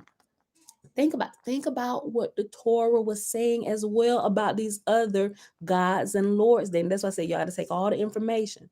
Think about it before you ask the questions, because the Bible is also referring to these other gods that the other nations were worshiping. They were there, right? But there is a bigger God, but there were other gods who were there. That's why I say y'all got to be paying attention to what the Bible is saying to y'all, because it's there in the Bible, right? Listen. One called Adapa, and probably a son of Enki by a human female, is known to have written a book titled Writings Regarding Time, one of the earliest lost books. The other, called In Miduranki, was in all probability the prototype of the biblical Enoch, the one who was taken up to heaven after he had entrusted to his sons the book of divine secrets, and of which a version has possibly survived in the extra biblical book of Enoch. Though the firstborn of Anu, he was not destined to be his father's successor on the throne of Nibiru. Complex rules of succession, which reflected the convoluted history of the Nibirians, gave that privilege to Enki's half brother Enlil. In the effort to resolve the bitter conflict, both Enki and Enlil ended up on a mission to an alien planet, Earth, whose goal was needed to create a shield for preserving Nibiru's dwindling atmosphere. Remember in the first few chapters, I think was it the first or the second chapter when it was talking about the rivers, how they came out the four rivers, and they specifically pointed out one where the gold is found. Pay attention to all of this, y'all. Don't throw anything out until we look at all the information we got. We're gonna shake through it together. In the effort to resolve the bitter conflict, hold on, I think I skipped. Hold on. Let me go back up. Though the firstborn of Anu, he was not destined to be his father's successor on the throne of Nibiru. Complex rules of succession, which reflected the convoluted history of the Nibiruans, gave that privilege to Enki's half brother Enlil. In the effort to resolve the bitter conflict, both Enki and Enlil ended up on a mission to an alien planet, Earth, whose gold was needed to create a shield for preserving Nibiru's dwindling atmosphere. It was against that background, made even more complex by the presence on Earth of their half sister, Ningharsag, the chief medical officer of the Anunnaki, that Enki decided to defy Enlil's plan to have mankind perish in the deluge. The conflict carried on between the two half brothers, sons, even among their grandchildren. The fact that all of them, and especially those born on Earth, faced the loss of longevity that Nibiru's extended orbital period provided, added personal agonies and sharpened ambitions. It all came to a climax in the last century of the third millennium BC when Marduk, Enki's firstborn by his official spouse, claimed that he, and not Enlil's firstborn son, Ninurta, should inherit the earth. The bitter conflict that included a series of wars in the end to the use of nuclear weapons, the ensuing thought unintended result was the demise of the Sumerian civilization. The initiation of chosen individuals into the secrets of the gods had marked the beginning of priesthood, the lineage of mediators between the gods and the people, the transmitters of the divine words to the mortal earthlings. Oracles, interpretations of divine utterances were commingled with the observations of the heavens for omens. And as mankind was increasingly drawn to take sides in the godly conflicts, prophecy began to play a role. Indeed, the term to denote such spokesmen of the gods who proclaimed what was to come, Nabi, Nabih, which is like prophet, y'all. You probably don't see the H in it. You probably see Nabi, but that's like a you hear it from some African Bantu people. They say Nabi is a Bantu term, right, or a Bantu word, but that was the term Nabi. Indeed, the term to denote such spokesmen of the gods who proclaim what's to come, Nabi, was the epithet for Marduk's firstborn son, Nabu, who had tried on behalf of his exiled father to convince mankind that the heavenly signs bespoke the coming supremacy of Marduk. And we see that in the church, right? We call them Nabi or Nabis. You can look at churches now who call their prophets Nabis, right? Or prophets. Who are prophets? What do prophets do? What he just said. They relate messages from the unseen realm to the seen realm. They're the mediator between God and men, right? Okay.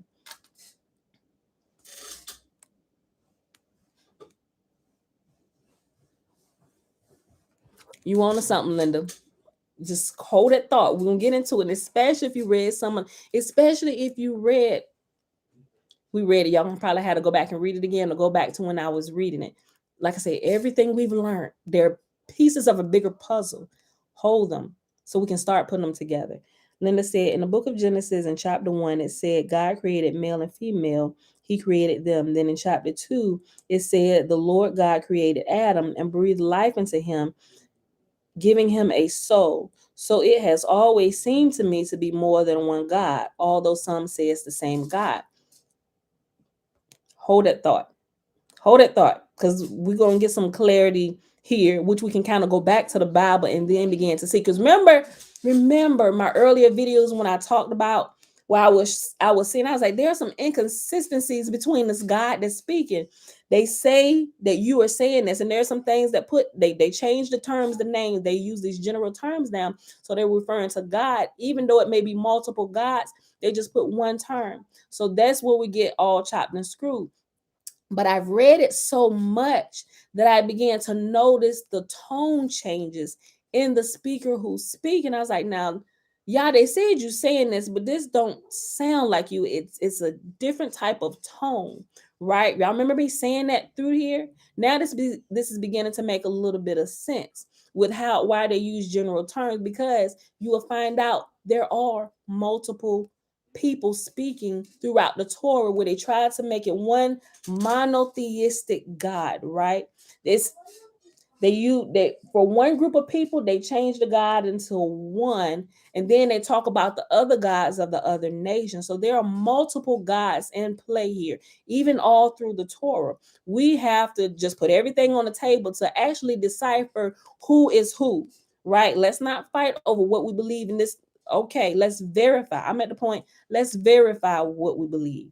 We need to break down everything. If this say this is Yah, we need to verify that this is truly Yah, right? So that's why we're reading some of the older things. So kind of hold your feelings and emotions at bay. We ain't trying to take your God away from you. We're just trying to get to the bottom of it and make sure that we are truly walking in complete truth and not just spirit, right? Because the Lord blesses us, right? We are to worship him in spirit and in truth, not spirit and ignorance, right? We're trying to get rid of all of the ignorance. So we need to verify. And I don't think it's bad that we put all the pieces on the table and begin questioning everything. We need to verify this, right? Before we move any further. Everybody stop. That's what we're doing. So hold the emotions at bay. I know it's getting kind of, what? Hold on, this is black. Just hold it at bay while we pull the pieces of the puzzle out, y'all. Hold it at bay, okay? Okay? Okay. All right. Listen. Hold on. The initiation of chosen individuals into the secrets of the gods had marked the beginning of priesthood, the lineages of mediators between the gods and the people. Clearly, we know that we still practicing that today. We just talked about it, right? Okay, prophets or nabis, they the message giver. What you say from here? Okay, this is what he said, right? Okay. The initiation of chosen individuals into the secrets of the gods had marked the beginning of priesthood, the lineages of mediators between the gods and the people, the transmitters of the divine words to the mortal earthlings, oracles, interpretations of divine utterances were commingled with the observation of the heavens for omens. And as mankind was increasingly drawn to take sides in the godly conflicts, prophecy began to play a role. Indeed, the term to denote such spokesmen of the gods who proclaimed what was to come, Nabi, was the epithet for Marduk's firstborn son, Nabu, who had tried on behalf of his exiled father to convince mankind that the heavenly signs bespoke the coming supremacy of Marduk, which we kind of see, which is still kind of going on in Christianity today, right? Pay attention. Jen, shalom, shalom. Yes, real scientists question all things. We should question all things so we're not led astray. When we don't ask questions, that's when we find ourselves inside of religious dogma, which we all have come out of. We're trying to stay out of that. We need to question everything. These developments sharpened the realization that one must distinguish between fate and destiny. The proclamations of Enlil, sometimes even of Anu, that used to be unquestioned, were now subjected to the scrutiny of the differences between Nam, Nam, Nam, a destiny like the planetary orbits, whose course had been determined and was unchangeable, and Namtar, Nam, period, Tar, Namtar, literally a destiny that could be bent, broken, changed, which was fate. Reviewing and recalling the sequence of events and the apparent parallelism between what had happened on Nibiru and what took place on Earth, Enki and Enlil began to ponder philosophically what indeed was destined and could not have been avoided, and what was just fated as a consequence of right or wrong decisions and free choice. If the latter could not be predicted, the former could be foreseen, especially if all, as the planetary orbits, was cyclical, if what was shall be again, if the first things shall also be the last things. The climactic event of the nuclear desolation sharpened soul searching among the leaders of the Anunnaki and raised the need to explain to the devastated human masses why it came to pass this way. Was it destined, or was it just the result of an Anunnaki made fate?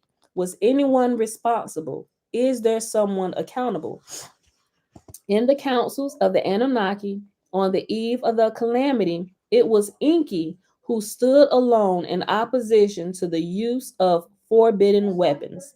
It was thus important for Enki to explain to the suffering remnants how that turning point in the saga of extraterrestrials who had meant well but ended as destroyers had come to pass. And who but Ea/Enki, who was the first to come and an eyewitness to it all, was most qualified to tell the past so that the future could be divine. And the best way to tell it all was a first person report by Enki himself.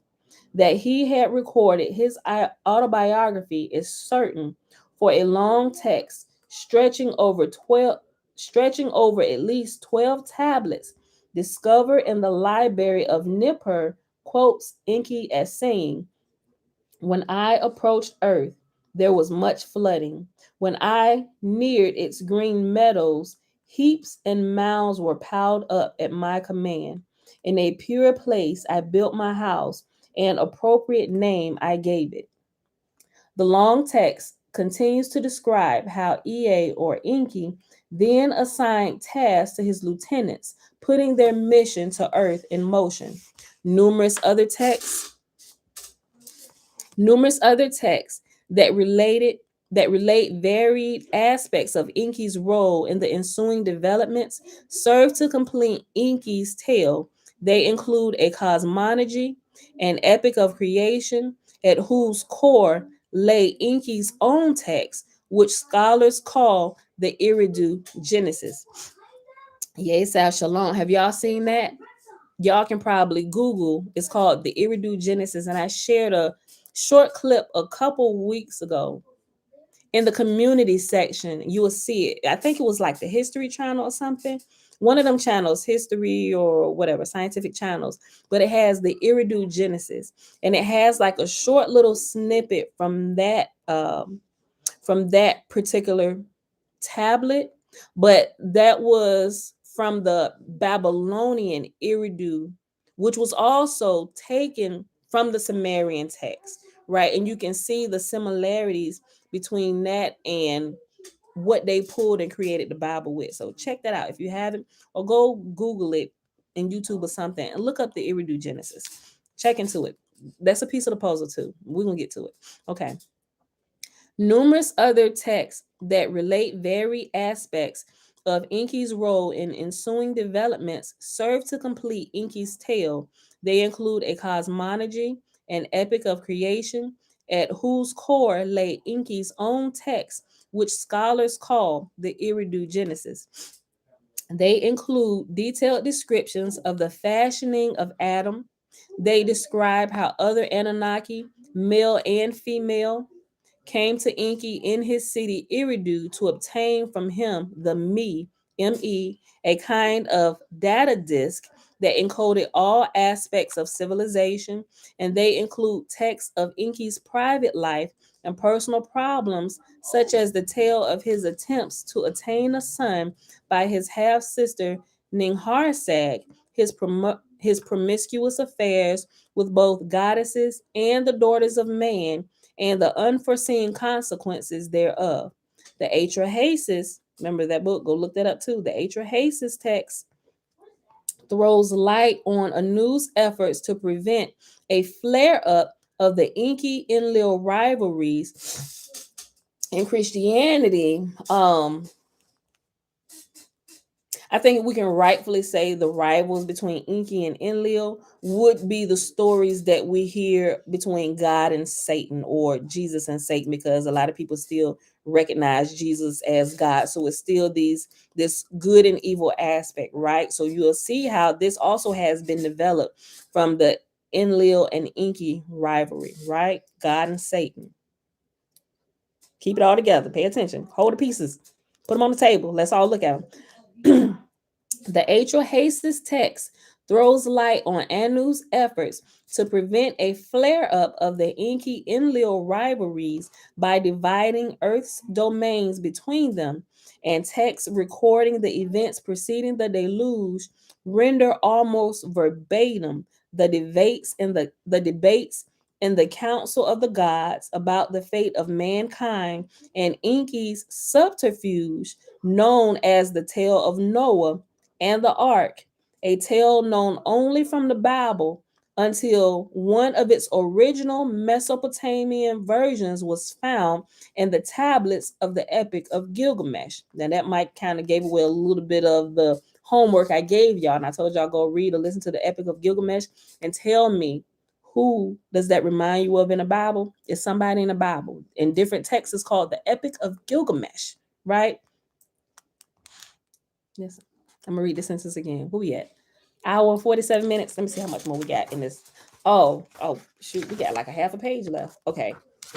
I'm gonna ask y'all. Okay. I ask you when I get done. Okay. The Atrahasis text throws light on Anu's efforts to prevent a flare up of the Enki Enlil rivalries by dividing Earth's domains between them, and texts recording the events preceding the deluge render almost verbatim the debates in the council of the gods about the fate of mankind and Enki's subterfuge known as the tale of Noah and the ark, a tale known only from the Bible until one of its original Mesopotamian versions was found in the tablets of the Epic of Gilgamesh. Sumerian and Akkadian clay tablets, Babylonian and Assyrian temple libraries, Egyptian, Hittite, and Canaanite myths, and the biblical narratives are the main body of written down memories of the affairs of gods and men. For the first time ever, this dispersed and fragmented material has been assembled and used by Zechariah Sitchin to recreate the eyewitness account of Enki, the autobiographical memoirs and insightful prophecies of an extraterrestrial god. Remember, extraterrestrial is simply those who are not human, right? Presented as a text dictated by Enki to a chosen scribe, a book of witnessing to be unsealed at an appropriate time, it brings to mind Yahweh's instructions to the prophet Isaiah, 7th century BC. Quote, "Now come, write it on a sealed tablet as a book, engrave it. Let it be a witnessing until the last day a testimony for all time. And that can be found in Isaiah chapter 30, verse 8, right? And quote, in dealing with the past, Enki himself perceived the future. The notion that the Anunnaki, exercising free will, were masters of their own fates, as well as the fate of mankind, gave way in the end to a realization that it was destiny that, when all was said and done, determined the course of events, and therefore, as the Hebrew prophets had recognized, the first things shall be the last things. The record of events dictated by Enki thus becomes a foundation for prophecy, and the past becomes the future. So that was the end of the introduction. So what we have next is the attestation, which is, they got like this, well, it's not really the tablet, but it's 1, 2, 3, 4 and a half pages, and they're not really full, so I would say three, we'll make it 4 pages with the portion of the first and the last. Do y'all want to read this attestation? I can probably get through it in 10 minutes. Mom, but then we'll pause. Yes, babe. Yeah, give me a minute.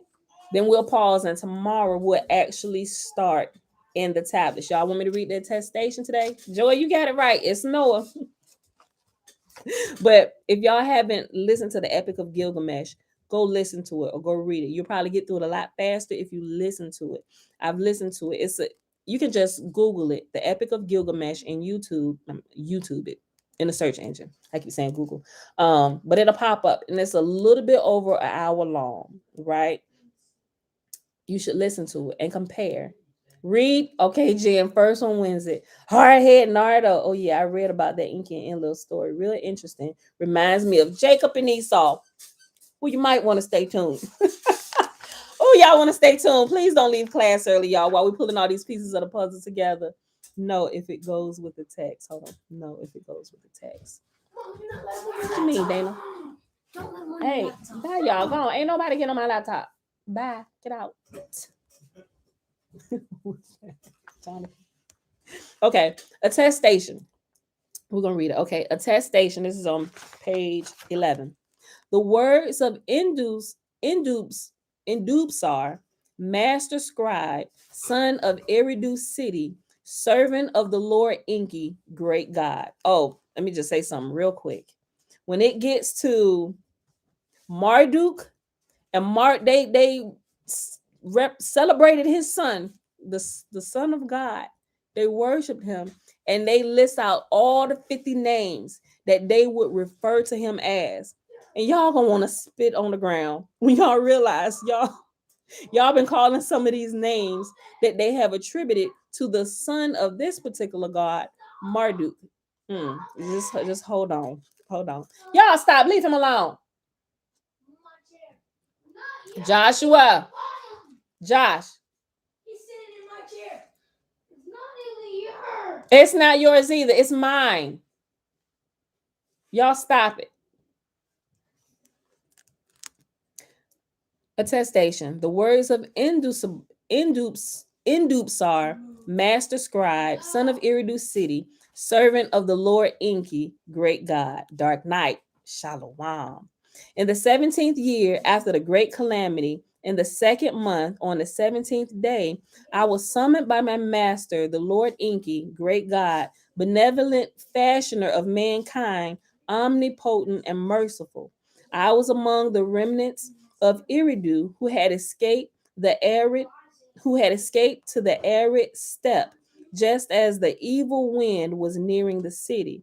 And I wandered off into the wilderness to seek withered twigs for firewood.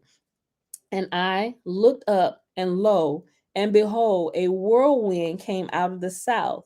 There was a reddish brilliance about it, and it made no sound. And as it reached the ground, 4 straight feet spread out from its belly, and the brilliance disappeared. And I threw myself to the ground and prostrated myself, for I knew that it was a divine vision. And when I lifted my eyes, there were 2 divine emissaries standing near me, and they had the faces of men, and their garments were sparkling like burnished brass. And they called me by name and spoke to me, saying, You are summoned by the great God, the Lord Enki. Fear not, for you are blessed. And we are here to take you aloft and to carry you unto his retreat in the land of Magan, on the island amidst the river of Magan, where the sluices are. And as they spoke, a whirlwind lifted itself as a fiery chariot and was gone. And they took me by my hands, each one grasping me by one hand, and they lifted me and carried me swiftly between the earth and the heavens as the eagle soars. And I could see the land and the waters and the plains and the mountains, and they let me down on the island at the gateway of the great God's abode. And the moment they let go of my hands, a brilliance as I had never seen before engulfed and overwhelmed me, and I collapsed on the ground as though void of the spirit of life. My life senses returned to me as if I awakened from the deepest sleep by the sound of the calling of my name. Well, actually, so if it is the synopsis intro to the tablets we'll be reading tomorrow. Oh, I see what you're saying. Not if it goes with the text. Okay, so I already started reading. This is actually a part of what the scribe wrote that they found in the tablet. So this is the words of the scribe. But when it gets to the words of the Lord Enki, then we'll see the synopsis. Then it goes to the first tablet. So this is kind of like the words of what happened to the scribe, the one who was penning this information as the God was telling him what was happening. So he's telling you what happened to him and how he became the scribe of this God. Okay, so and y'all tell me. I think the first tablet is. Hold on, let me just look.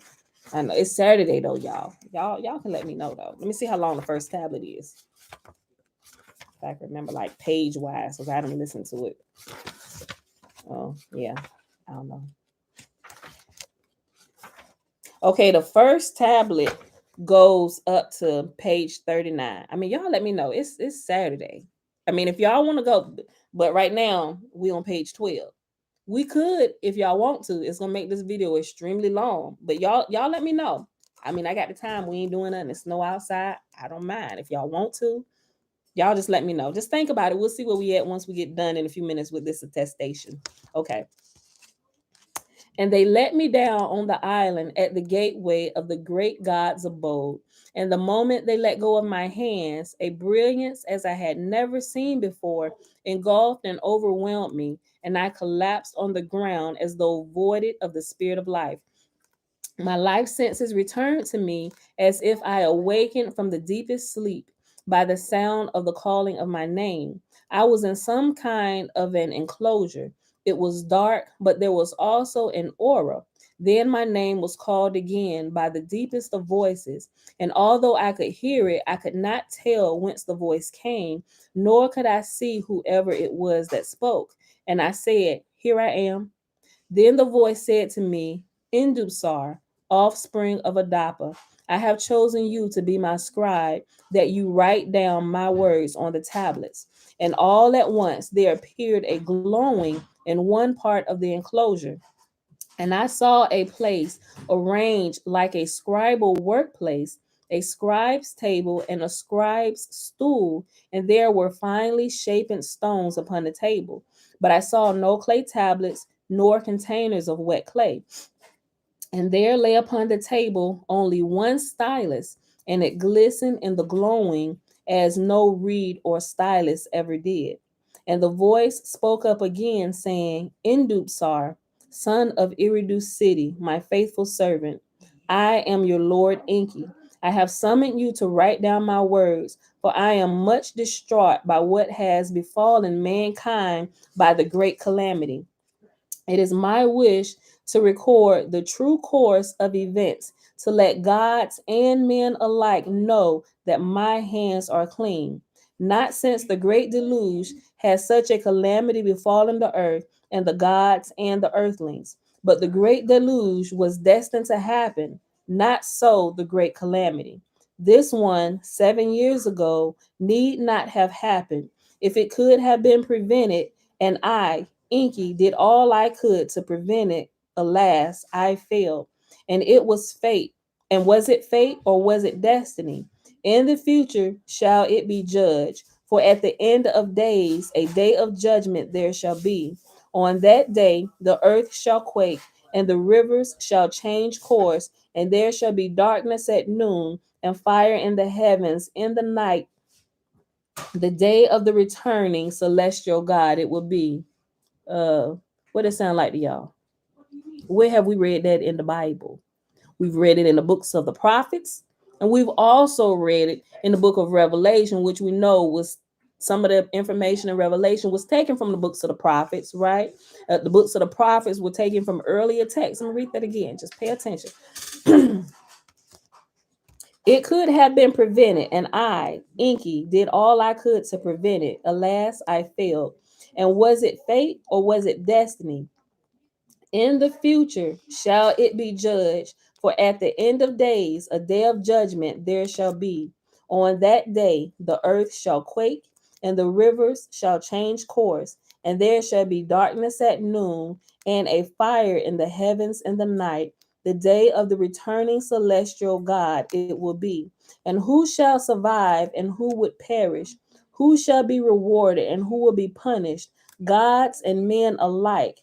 On that day shall it be discovered, for what shall come to pass by what had passed shall be determined, and what was destined shall in a cycle be repeated, and what was fated and only by the hearts will occurring for good or ill shall for judgment come. Bella, turn it down a little bit, please. Well, open it up and take a piece, Tootie.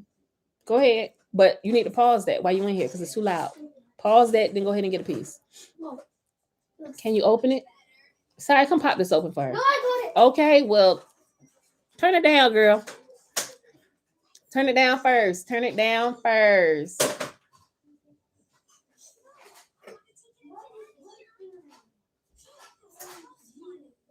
Yep. A little bit more. Thank you. Sorry, y'all. Okay. The voice fell silent. Then the great Lord spoke up again, saying, "It is for this reason that I will tell the true account of the beginnings and of the prior times and of the olden times. For in the past, Saya, come get her a saucer, please. Hold on. Mom, I need a that. Tootie, I'm gonna send you upstairs. You're too loud. I mean, no pizza. Thank you. I'm sorry. Okay. The voice fell silent. Then the great Lord spoke up again, saying, "It is for this reason that I will tell the true account of the beginnings and of the prior times and of the olden times. For in the past, the future lies hidden. For 40 days and 40 nights shall I speak to you, and you will write. 40 shall be the count of the days and the nights of your task here. For 40 is my sacred number among the gods. For 40 days and 40 nights you shall neither eat nor drink. Only this once of bread and water you shall partake, and it shall sustain you for the duration of your task." Once the voice paused, and all at once there appeared a glowing in another part of the enclosure. And I saw a table, and upon it a plate and a cup. And I rose up thereto, and there was bread on the plate and water in the cup. And the voice of the great Lord Enki spoke up again, saying, "Indusar, eat the bread and drink the water, and be sustained for 40 days and 40 nights." And I did as directed. And thereafter, the voice directed me to sit myself at the scribal table, and the glowing there intensified. I could see neither door nor aperture where I was, yet the glowing was as strong as the midday sun. And the voice said, "Indubsir the scribe, what do you see?" And I looked and saw the glowing ray upon the table, and the stones and the stylus. And I said, "I see stone tablets, and their hue is blue, as pure as the sky." and I see a stylus as I have never seen before. Its stem, unlike any reed, and its tip shaped like an eagle's talon. And the voice said, "These are the tablets upon which you shall inscribe my words. By my wish, they have been cut of the finest lapis lazuli, each with two smooth faces provided." I did tell her she could get a piece. Well, she got two. Would you get two? Would you get two? Would you get two? Leave her alone. Leave her. Leave her alone. A piece. Well, when you come in here and get a piece, you get a piece, and you better only put one on your plate since you want to tell me what a piece is. I know what she got. Who they be plucking my nerves sometimes. Okay, but it's Saturday, whatever. And the voice said, "These are the tablets upon which you shall inscribe my words. By my wish, they have been cut from the finest lapis lazuli, each with two smooth faces provided. And the stylus you see is God's hand. Oh, no. And the stylus you see is a God's handiwork, its handle made of electrum and its tip of divine crystal. It shall firmly fit in your hand, and what you shall engrave with it shall be as easy as marking upon wet clay. In two columns you shall inscribe the front face, and in two columns you shall inscribe the back of each stone tablet. Do not deviate from my words and utterances." And there was a pausing, and I touched one of the stones, and the surface thereof felt like a smooth skin, soft to the touch. And I picked up the holy stylus, and it felt like a feather in my hand. And then the great god Enki began to speak, and I began to write down his words exactly as he had spoken them. At times his voice was strong, at times almost a whisper. At times there was joy or pride in his voice, at times pain or agony. And as one tablet was inscribed on all of its faces, I took another to continue. And when the final words were spoken, the great God paused, and I could hear a great sigh. And he said, "Indupsar, my servant, for 40 days and 40 nights you have faithfully recorded my words. Your task here is completed. Now take hold of another tablet, and on it you shall write your own attestation, and that the end thereof as a witness, mark with your seal, and take the tablet and put it together with the other tablets in the divine chest. For at a designated time chosen, ones shall come hither, and they shall find the chest and the tablets, and they shall learn all that I have dictated to you, and that true account of the beginnings and the prior times and the olden times and the great calamity shall henceforth be known as the words of the Lord Enki. And it shall be a book of witnessing of the past and a book of foretelling the future, for the future in the past lies, and the first things shall also be the last things." And there was a pause. And I took the tablets and put them one by one in their correct order in the chest. And the chest was made of acacia wood, and it was inlaid with gold on the outside. What that sound like? And the voice of my Lord said, "Now close the chest cover and fasten its locks, and fasten its lock." And I did as directed. And there was another pause. And my Lord Enki said, "And as for you, Indupsar, with a great God you have spoken, and though you have not seen me, in my presence you have been. Therefore you are blessed, and my spokesman to all the people you shall be. You shall admonish them to be righteous, for in that lies a good long life. And you shall comfort them, for in 70 years the cities will be rebuilt, and the crops shall sprout again. There will be peace, but there will also be wars. New nations will become mighty, kingdoms shall rise and fall. The olden gods shall step aside, and new gods shall decree the fates. But at the end of days, destiny shall prevail, and of that future it is foretold in my words about the past. Of all that Indupsar to the people you shall tell. And there was a pause and a silence. And I, Indupsar, bowed to the ground and said, "But how will I know what to say?" It sounds familiar. "But how will I know what to say?" And the voice of the Lord Enki said, "The signs will be in the heavens, and the words to utter shall come to you in dreams and in visions. And after you there, okay, I'm reading it like too slow. And after you, there will be other chosen prophets. And in the end, there will be a new earth and a new heaven. And for prophets, there will be no more need." And then there was silence, and the auras were extinguished, and the spirit left me. And when I regained my senses, I was in the fields outside Iridu. And that's the end. That's the seal of Indusar, master scribe. So now that is the attestation, which the Lord Enki told him, after you finish translating all these tablets, I want you to take another tablet and you write what you experienced. And you put that at the beginning of all the tablets, right? Okay. So that's where we at. We're at 2 hours and 10 minutes. The next begins the actual tablets. What was you done? I just made this for the hotel. No. What? Well, Tootie, we're not going to the hotel today because it snowed last night. We changed the reservations to next weekend. So we can wash it over and you can put it back in your bag. Okay? She's so bossy. Well, you ain't gonna wash it. I'm gonna wash it. Okay, so let me know what y'all want to do. The Ark of the Covenant. Okay, so what y'all want to do? We on page.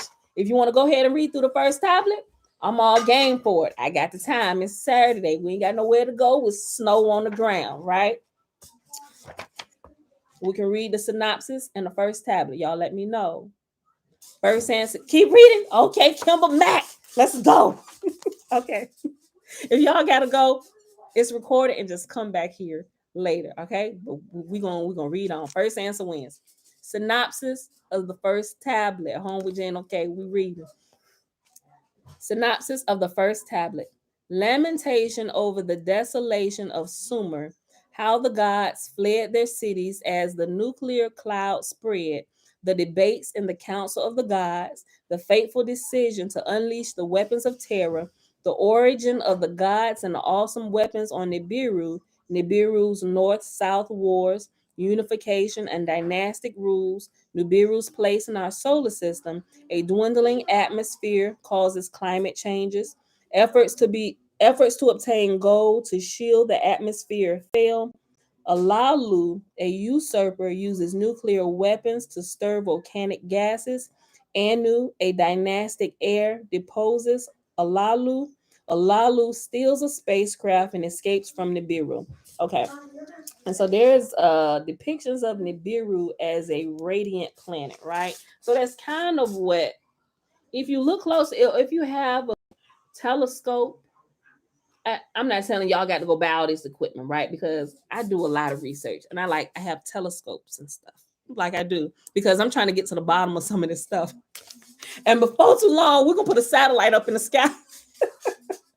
That's how serious. That's how serious I am about finding out the truth about what's really going on. Let's see exactly what shenanigans uh, uh, NASA is up to. You need to process data. Okay, come back later. All right. So listen. Okay. So that's the synopsis. Just a really quick summation of everything that they're going to cover here. Okay. All right. The first tablet. The words of the Lord Enki, firstborn son of Anu, who reigns on Nibiru. With heavy spirit I utter laments that are bitter fill my heart. How smitten is the land, its people delivered to the evil wind, its stables abandoned, its sheepfolds empty. Hey guys, calm down a little bit. You too loud. Joshua, Josiah, Isaiah, Jonathan, and Bella. Calm down.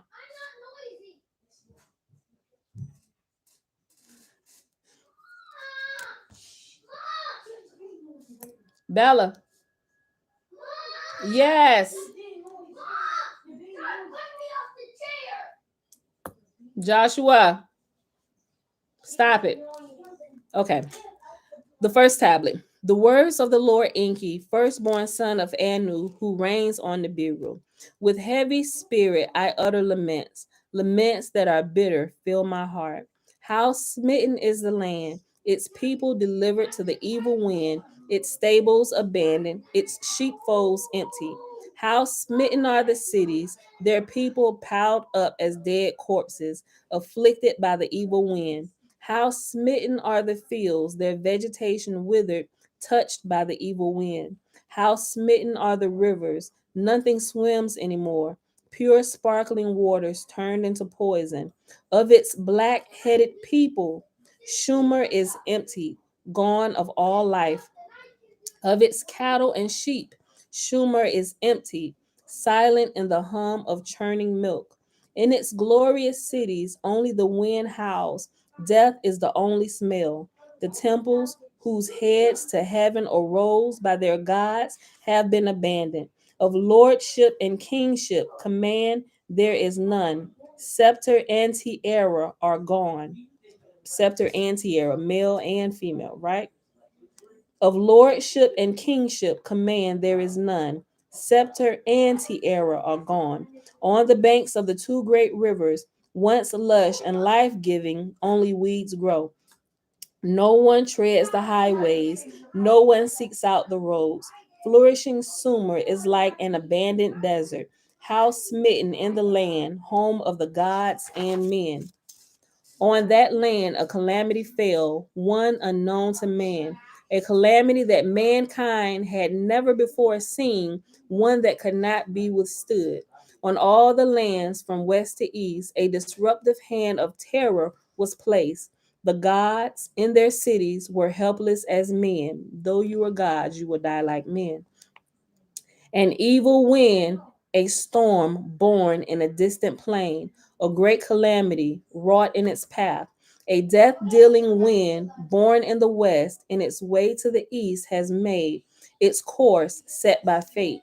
A storm devouring as the deluge, by wind and not by water, a destroyer, by poison air, not tidal waves overwhelming, by fate, not destiny, was it engendered. The great gods, in their council, the great calamity had caused. By Enlil and Ninhushag, it was permitted. I alone for a halt was beseeching, meaning he was against what was about to happen on the earth. Enlil said he was, I'm not Enlil, hold on. Enki said he was the one who was against what was about to take place on the earth, right? Day and night to accept what the heavens decree, I argued to no avail. Ninurta, Enlil's warrior son, and Nergal, my very own son, positioned weapons in the great plain, then unleashed. That an evil wind shall follow the brilliance we knew not, they now cry in agony. That the death dealing storm, born in the west, its course to the east shall make. Who could foretell? The gods now bemoan. In their holy cities, the gods stood disbelieving as the evil wind toward Schumer made its way. One after another, the gods fled their cities, their temples abandoned to the wind. In my city, Iridu, as the poisoned cloud approached, I could do nothing to stop it. Escape to the open steppe, to the people I gave instructions. With Ninki, my spouse, the city I abandoned. In his city Nipper, the place of bond, the place of the bond, heaven, earth, Enlil could do nothing to stop it. The evil wind against Nipper was on rushing. In his celestial boat, Enlil and his spouse hurriedly took off. In in Schumer's city of kingship, Nanar to his father Enlil for help cried. Okay, so as they translated, by now you can probably tell that as they translated it, it's like it's not like how we would put sentences today in the English language, right? So like I'm going to the store. It would be how I would say it in English, I'm going to the store. But here the way it's translated and written is kind of like backwards almost. So it says to the store I went, or to the store I go. Y'all get it? Okay, so pay attention to it now. So this is how they just translated it just like that instead of putting it in a proper English sentence form, but you can still understand it. In the Schumer's city of kingship, Nanar to his father Enlil for help cried. In the place of the temple that to heaven in 7 step rises, Nanar, the hand of fate, refused to heed. My father, who begat me, great God, who to had granted kingship, turned the evil wind away, Nanar pleaded. Also, if you use one of the Bible apps, like what is the one? The I'm about to call it the Blue Light Bible. But anyway, if you go in there where you can look at the references and the etymology, you will notice if you go and you look at the languages, the etymology will show you what it is in Hebrew or whatever language it is. And as they translate it to the English that we understand, you will see that it's translated just like this is translated. It's kind of like backwards. To the store, Pam went. Instead of saying Pam went to the store, it's choppy, but it looks just like that. If you're familiar with doing the research on words and etymology of sentences, I they go come. Yeah.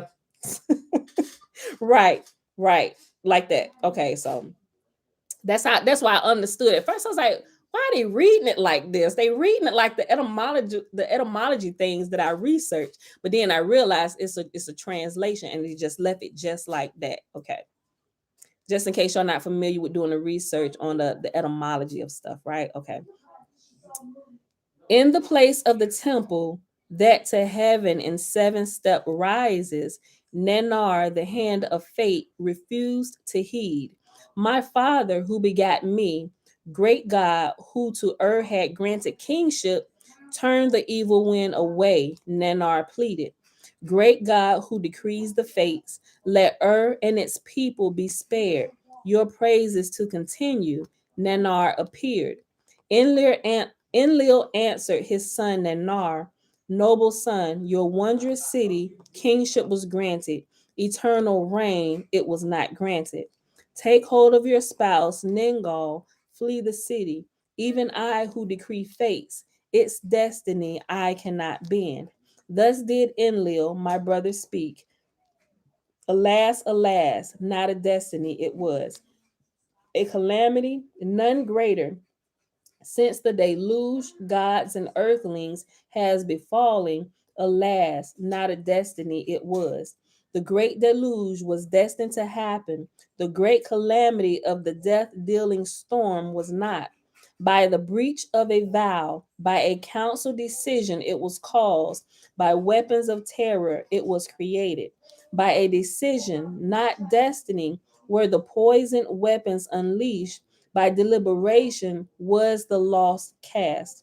Against Marduk, my firstborn, did the 2 sons destruction direct. Vengeance was in their hearts. Ascendancy is not Marduk's to grasp. Enlil's firstborn shouted, with weapons I shall oppose him, Ninurta said.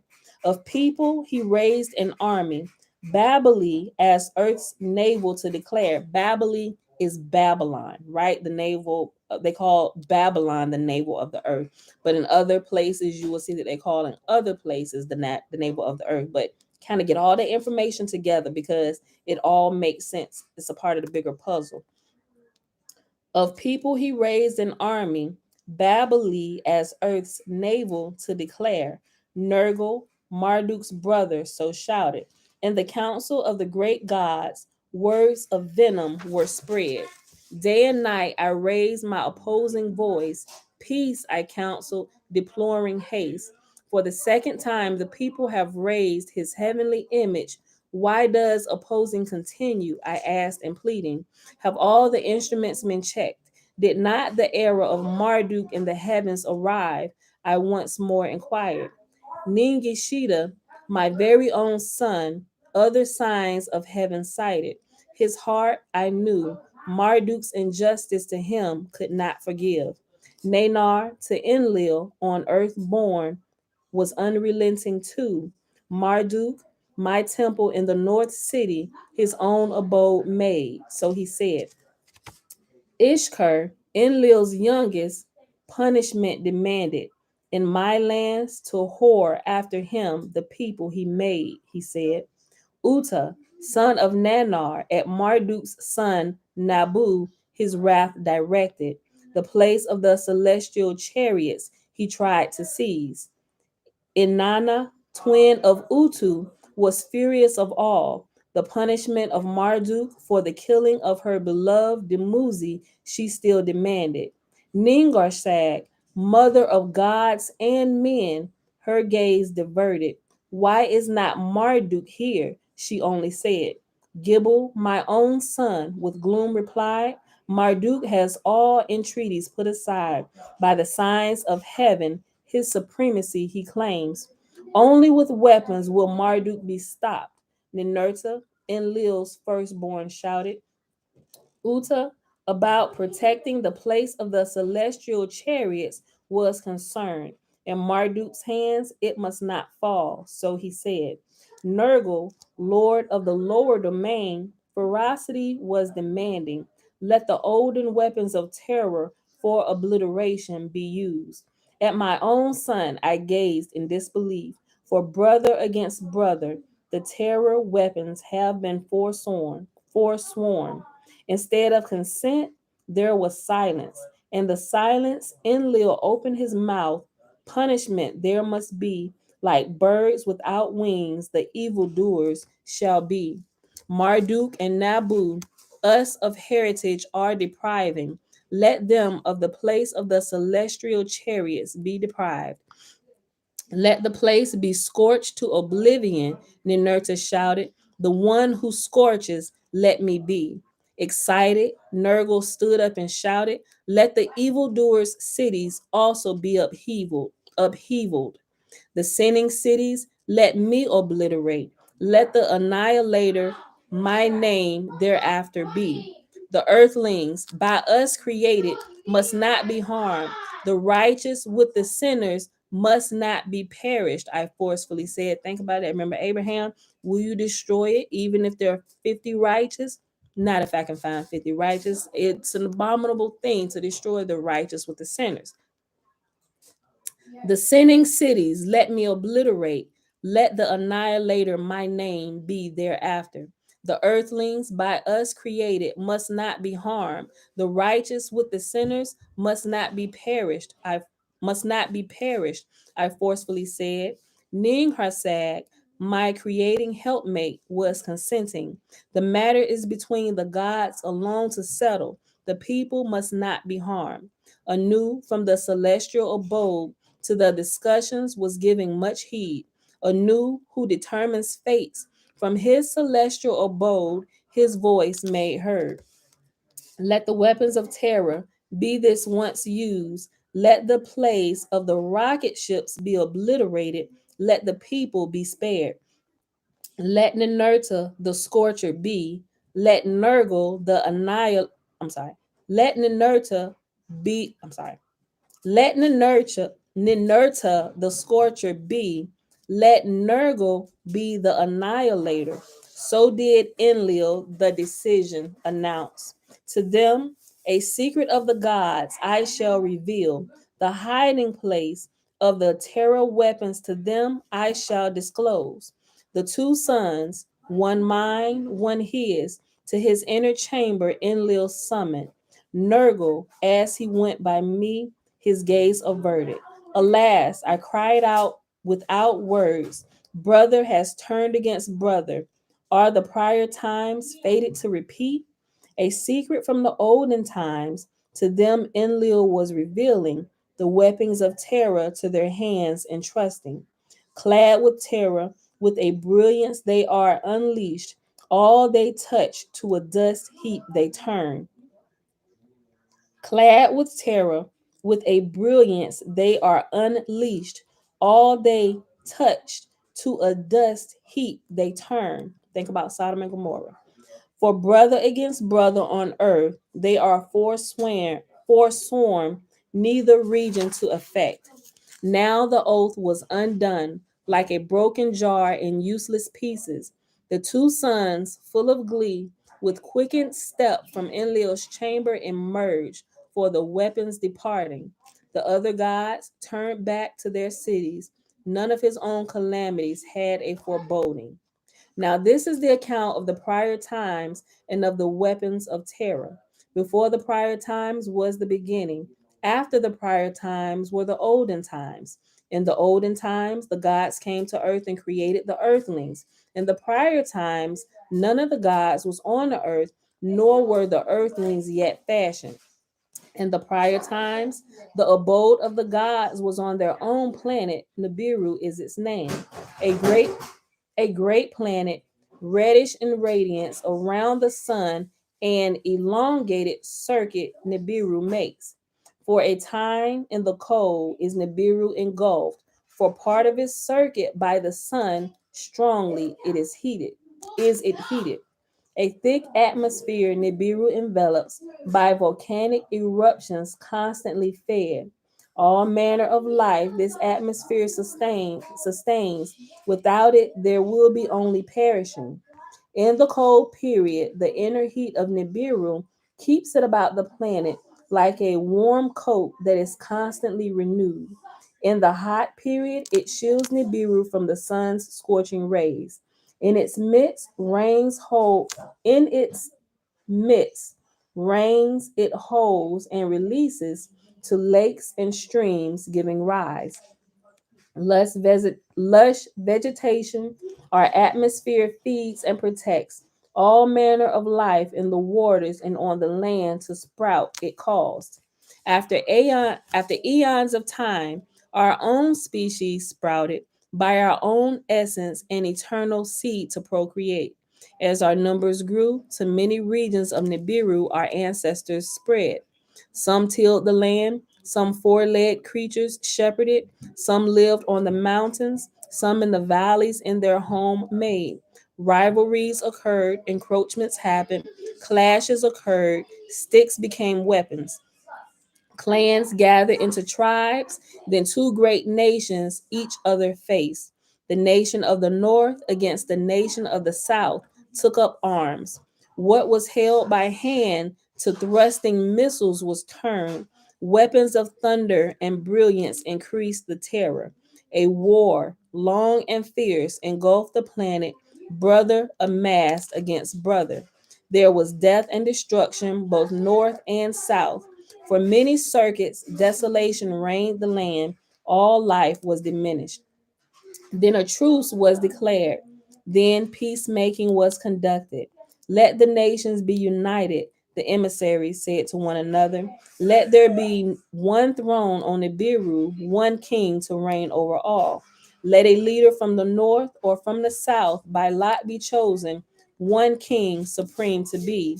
If he be from the north, let south choose a female to be his spouse as equal queen to reign alongside. If if lot by south male be chosen, let the north's female be his spouse. Husband and wife, let them be as one flesh to become. Let their firstborn son be the successor. Let a unified dynasty thus be formed, unity on Nibiru forever to unity on Nibiru forever to establish. In the midst of the ruins, peace was started.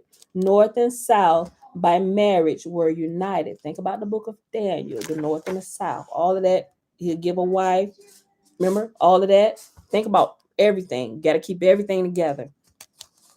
The royal throne into one flesh combined, an unbroken line of kingship established.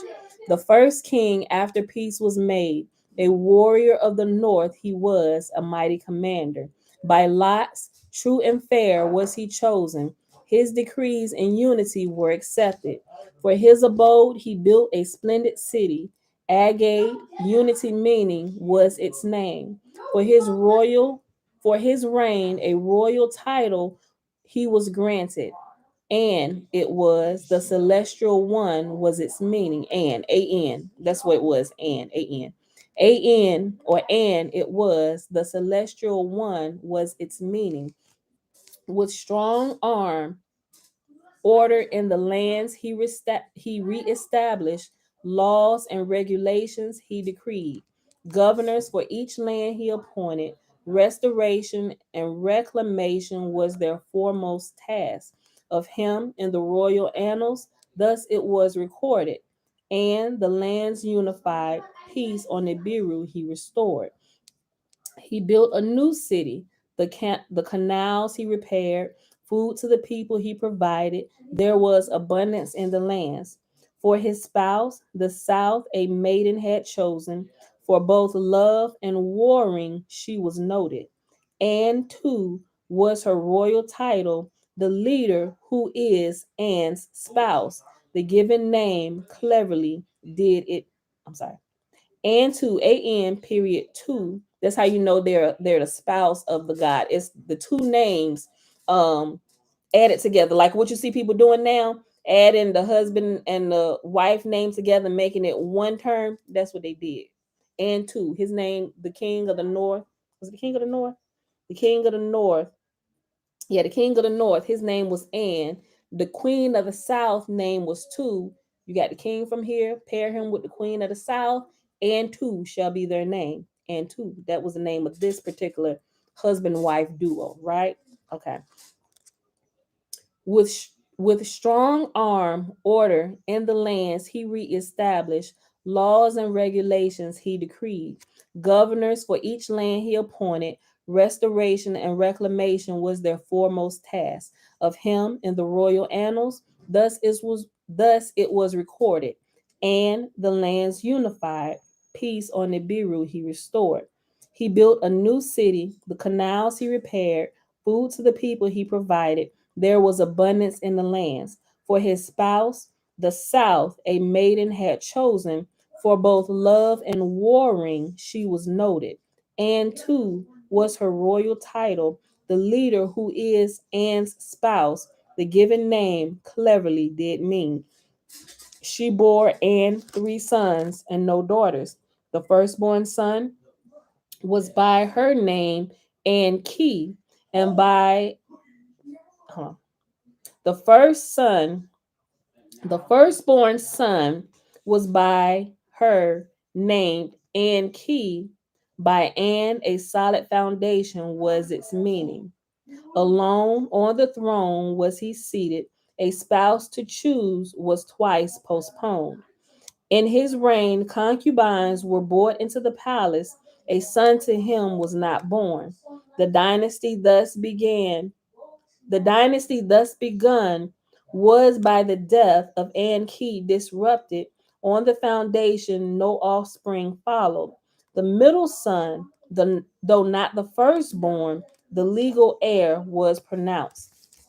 From his youth, one of 3 brothers, Ib, by his mother was lovingly called.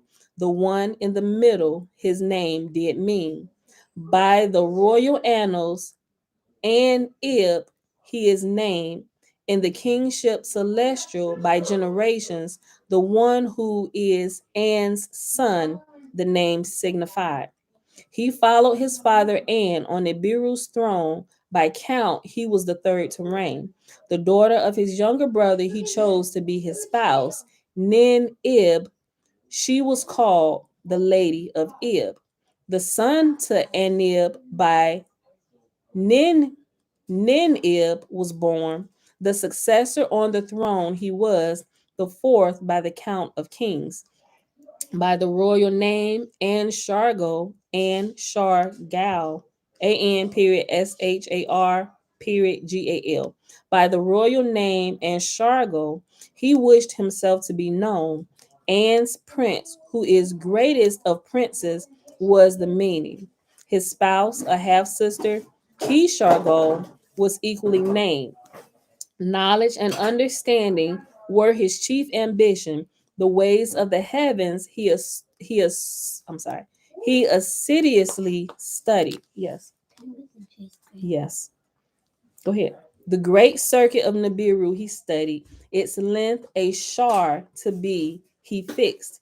As 1 year of Nibiru was the measure by its royal reigns to be numbered and recorded. The shar to 10 portions he divided, 2 festivals thereby he pronounced. When nearest to the sun's quarters, a festival of the warmth was celebrated. When to its far abode Nibiru was distant, the festival of coolness was decreed, replacing all olden festivals of tribes and nations. To unify the people, the two were established. Laws of husband and wife, sons and daughters, by decree he established. Customs from the first tribes he proclaimed for the whole land. From the wars, females greatly outnumbered males. Decrees he made one male to have more than one female for knowing. By law, one wife as official spouse to be chosen, first wife to be called. By law, the firstborn son was his father's successor. By these laws, confusion soon came about. If the firstborn son, not by the first wife was born, and thereafter by the first wife a son was born, by law the legal heir becoming, who shall be the successor? The one by the count of the Shar's firstborn, or the one by the firstborn wife, or the one by the first wife born. Okay, real quick. So they laying out these laws just like when you have in Israel the community laws being laid out, right? Okay, so what they're saying is the person who takes over the throne, it should be a male. So if you take a wife, by law you should have one wife. But if the wife can't give you a son, then you can have concubines in hopes that one of the concubines can give you a son. Bless the Lord that I've given my husband 5 sons first. Blessed am I above all women. Like okay, so y'all know I had to add some silliness in there. So what they're saying is, okay, so you got the king on the throne and his official wife, his wife, like you get one wife. If your wife can't give you a son and you decide, okay, we're gonna go ahead and bring in concubines for the sake of the next person who's going to take over the throne, what if one of the concubines has a son, and then after the concubine bears a son for the king, his wife gets pregnant again by him, and then a son comes? That's where the confusion came about. Okay, so now who does the throne really belong to? Is it the one born by the Shars, meaning in the according to time, he was born first? That's what they're labeling like the Shars, or I think the Shars represent the years, right? So the one who was actually born first in time, or the one who actually comes from your wife, who takes the throne now? So that's what we're talking about. Here's how confusion began to come in. Okay, so let's go back. By law, one wife as official spouse to be chosen, first wife to be called. By law, the firstborn son was his father's successor. By these laws, confusion soon came about. If the firstborn son, not by the first wife, was born, and thereafter the first wife a son was born, by the law, the legal heir becoming, who shall be the successor? The one by the count of Shar's firstborn, the one by the first wife born. We can see that with Abraham, Sarah, and Hagar, right? Isaac and Ishmael. Legally, Ishmael broke through the matrix first, but it wasn't through Sarah, his wife. It was by a concubine, Sarah's servant, right? But then his actual wife begins. She gets pregnant and she gives wife to literally the firstborn son by her, but from his loins, literally, it was Ishmael who came out first, who was literally Abraham's firstborn son. But by wife and according to law, it needed to come through your chosen wife, and that would be considered your firstborn son according to heir rule. So he would be the heir, the one through your official first wife, not the concubine. I'm just saying. All right. And thereafter, by the first wife, a son was born, by law, the legal heir becoming. Who shall be the successor? The one by the count of Shar's firstborn, the one by the first wife born, the firstborn son, the legal heir. Who shall inherit? Who shall succeed? In the reign of Anashargal, Kishargal, as first wife was pronounced. a half sister of the king she was. In Anshargal's reign, concubines were again brought into the palace. By the concubines, sons and daughters to the king were born. A son by one who a son by one was the first to be born. The son of a concubine was the firstborn. Thereafter, Kishargal bore a son. The legal heir by law he was, the firstborn he was not. In the palace, Kishargal raised her voice in anger, shouting, "If by rules my son, by a first wife born from succession, shall be barred, let the double seed not be neglected. Though of different mothers, of one father, the king and I are offspring. I am the king's half sister. Of me, the king is half brother. By that my son, double seed of our father Anib possesses. Let henceforth the law of the seed, the law of the espousal overpower. Let henceforth a son by a half sister, whenever born, above all other sons, rise to succession. And Shargal, contemplating the law of the seed, embraced with favor confusion of spouse and concubines, of marriage and divorce, by it would be avoided. Confusion of spouse and concubines, of marriage and divorce, by it would be avoided. In their council, the royal counselors of the law of the seed for succession adopted. By the king's order, the scribes, the decree recorded. Thus the king, by the law of the seed for succession, was proclaimed. To him, the royal name Anshar was granted. Fifth on the throne he was. Hey guys, calm down. Okay, y'all, we actually almost done. We're on page 29. Now, this is the account of the reign of Anshar and the kings who followed. When the law was changed, the other princes were contending. Words there were, rebelling there was not. And his spouse Anshar, a half sister, chose. He made her first wife. By the name Kishar she was called. Thus was by this law the dynasty continued. In the reign of Anshar, the fields diminished their yields, fruits and grains lost abundance. From circuit to circuit, nearing the sun, heat grew stronger. In the faraway abode, coolness was more biting. In Agade, the throne city, the king, those of great understanding assembled. Learned servants, those of great knowledge, to inquire were commanded. The land and the soil they examined, the lakes and streams they put to the test. It has happened before. Some gave an answer. Nibiru in the past, colder or warmer, has grown. A destiny it is, in the circuit of Nibiru embedded.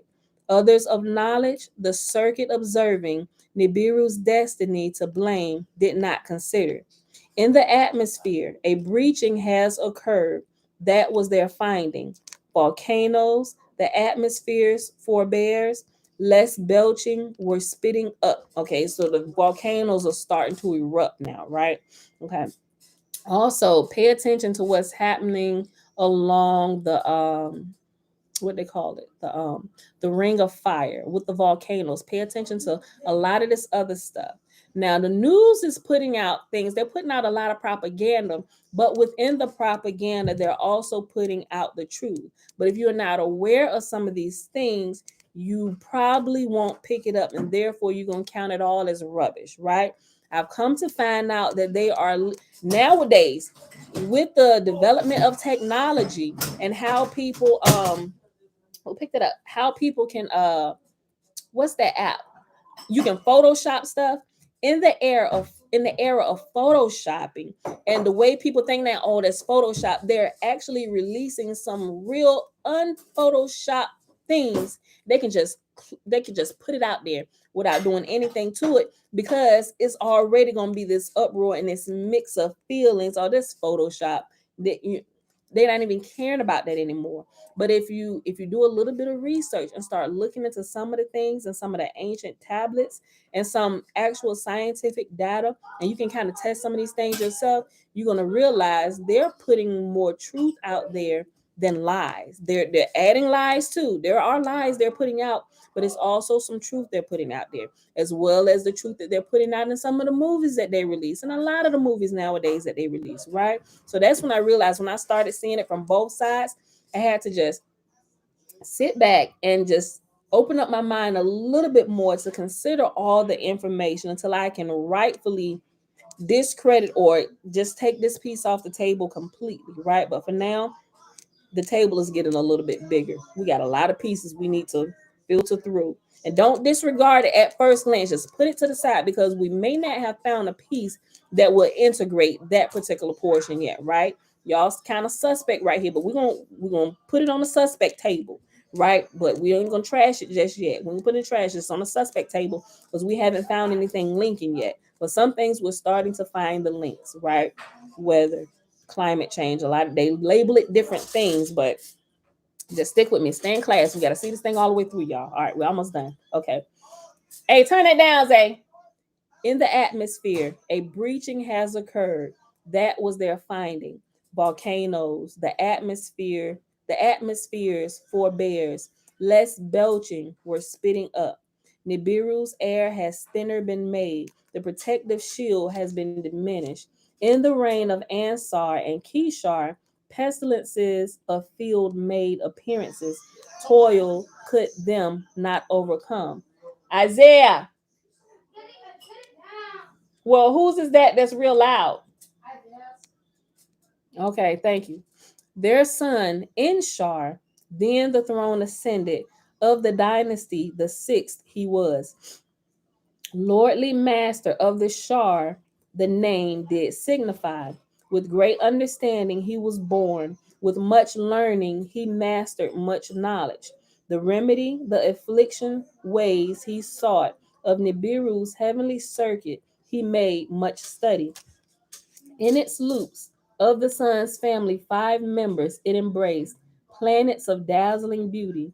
For cures to the afflictions, their atmospheres, he caused to be examined. To each he gave a name.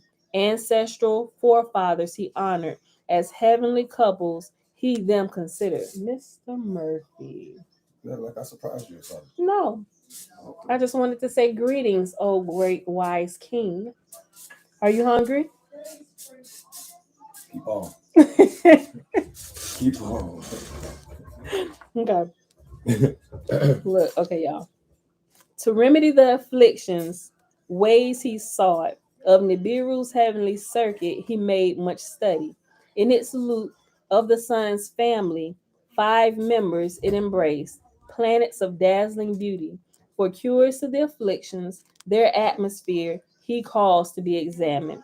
To each he gave a name, ancestral forefathers he honored. As heavenly couples he considered them. And Antu, the twin-like planets he called the first two to be encountered. Beyond in Nibiru's circuit were Anshar and Kishar, in their size the largest. As a messenger, Gaga among the others coursed, sometimes first Nibiru to meet. 5 in all were Nibiru's heavenly greeters as the sun it circled. Beyond, like a boundary, the hammer bracelet the sun encircled. As a guardian of the heavens' forbidden region, with havoc it protected. Other children of the sun other children of the sun, 4 in number, from intrusion the bracelet shielded. The atmospheres of the 5 greeters in Shar set out to study. In its repeating circuit, the 5 in Nibiru's loop carefully were examined. What atmospheres they possess by observation, and with celestial chariots intensely were examined. The findings were astounding, the discoveries confusing. From circuit to circuit, Nibiru's atmosphere more breaching suffered. In the councils of the learned, Cures were avidly debated. I'm sorry. Cures were avidly debated. Ways to bandage the wound were urgently considered. A new shield to embrace the planet was attempted. All that was thrust up back to the ground came down. In the councils of the learned, the belching volcanoes were studied. The atmosphere by belching volcanoes having been created, its womb by their diminished belching had it come. Let with intervention new belching be encouraged. Let volcanoes spew again, one savant group was saying. How the feat to achieve, with what tools more belching to attain, none the king could inform. In the reign of Ensar, the breach in the skies grew bigger. Rains were withheld, winds blew harder, springs from the depths did not arise. In the lands, there was an accusation. The breasts of mothers were dry. In the palace there was distress, and accusation therein took hold. As his first wife, Inshar, a half sister, did espouse by the law of the seed abiding. Ninshar, she was called, of the Shars, the lady. A son she did not bear. By a concubine to Inshar, a son was born. The firstborn son he was. By Ninshar, first wife and half sister, a son was not brought forth. By the law of succession, the concubine's son, the throne ascended, the seventh to reign he was. Du Uru was his royal name, and the dwelling place fashioned was its meaning. In the house of concubines, not in the palace, was he indeed conceived, and his spouse, a maiden from his youth, beloved Duru, chose by love, not by seed, a first wife he selected. Da Uru was her royal name. She who is by my side was the meaning. In the royal court, confusion was rampant. Sons were not heirs, wives were not half sisters. In the land, suffering was increasing. The fields forgot their abundance. Among the people, fertility was diminished. In the palace, fertility was absent, neither son nor daughter was brought forth. Of An's seed, seven were the rulers, then of his seed the throne was dry. Duru was a child at the palace gateway found. As a son, she embraced him. Duru, in the end, as a son, him adopted. Legal heir, him decreed. Lama, meaning dryness, was his name given. In the palace, the princes were grumbling. In the council of counselors, there were complaints. In the end, Lama the throne ascended. Though not of An's seed, he was the eighth to reign. In the councils of the learned, to heal the breach, there were two suggestions. One was to use metal, gold was its name. On the Biru, it was greatly rare. With a hammered bracelet, it was abundant.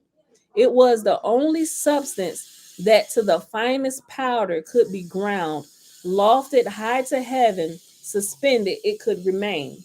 Thus, with replenishments, the breach it would heal, protection make better. Let celestial boats be built. Let a celestial fleet the gold to Nubaru bring over. Let weapons of terror be created, was the other suggestion. Weapons that shake the ground loose, the mountains split asunder. With missiles, the volcanoes to attack, their dormancy to be stirred, their belching to increase, the atmosphere to replenish, the breach to make disappear. For a decision, Lama was too feeble. What choice to make, he knew not. So they're trying to figure out how we're going to get this precious substance of gold. Should we create these weapons of mass destruction or these weapons of terror to blow the ground up to get it? Or should there be another way, right? So this is why the weapons of terror were created in the first place, to shake loose the ground to get the gold that could help them repair the breaches, right? Okay. Hold on. Look back. With missiles, the volcanoes to attack, their dormancy to bestir, their belching to increase, the atmosphere to replenish, the breach to make disappear. For a decision, Lama was too feeble. What choice to make he knew not. One circuit, one circuit Nibiru completed, two shars Nibiru to count continued. In the fields, affliction was not diminished. By volcanic belching, the atmosphere was not repaired. A third shar passed, a fourth was counted. Gold was not obtained. In the land, strife was abundant. Food and water were not abundant.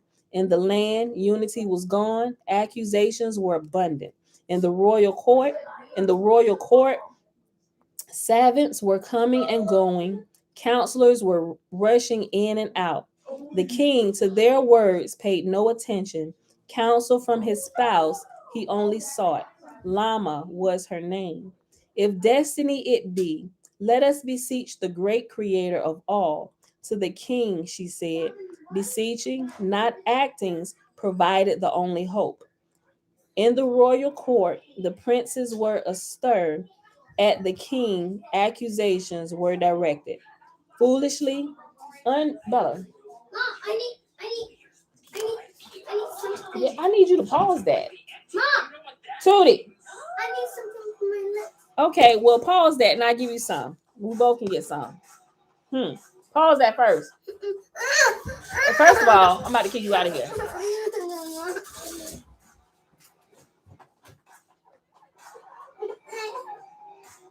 Thank you. So I take it and put it up all the way. Okay. All right, y'all. I had to turn it down myself. All right. What was that at? Oh, I'm up here. Okay. A third shard passed, a fourth was counted. Gold was not obtained. In the land, strife was abundant. Food and water were not abundant. In the land, unity was gone. Accusations were abundant. In the royal court, savants were coming and going. Counselors were rushing in and out. The king, to their words, paid no attention. Counsel from his spouse he only sought. Lama was her name. If destiny it be, let us beseech the great creator of all. To the king, she said, beseeching, not actings, provide the only hope. So you have these guys recognize that there is a greater king, the great Lord of all. All of us, even all of us created gods. Stay in class. We ain't getting rid of the creator. Listen, we're just trying to shake all this out, make sure we get all the pieces in its rightful order. If destiny it be, let us beseech the great creator of all. To the king, she said, beseeching, not actings, provide the only hope. In the royal court, the princes were astir. At the king, accusations were directed. Foolishly, unreasoning, greater calamities instead of cure, he brought forth.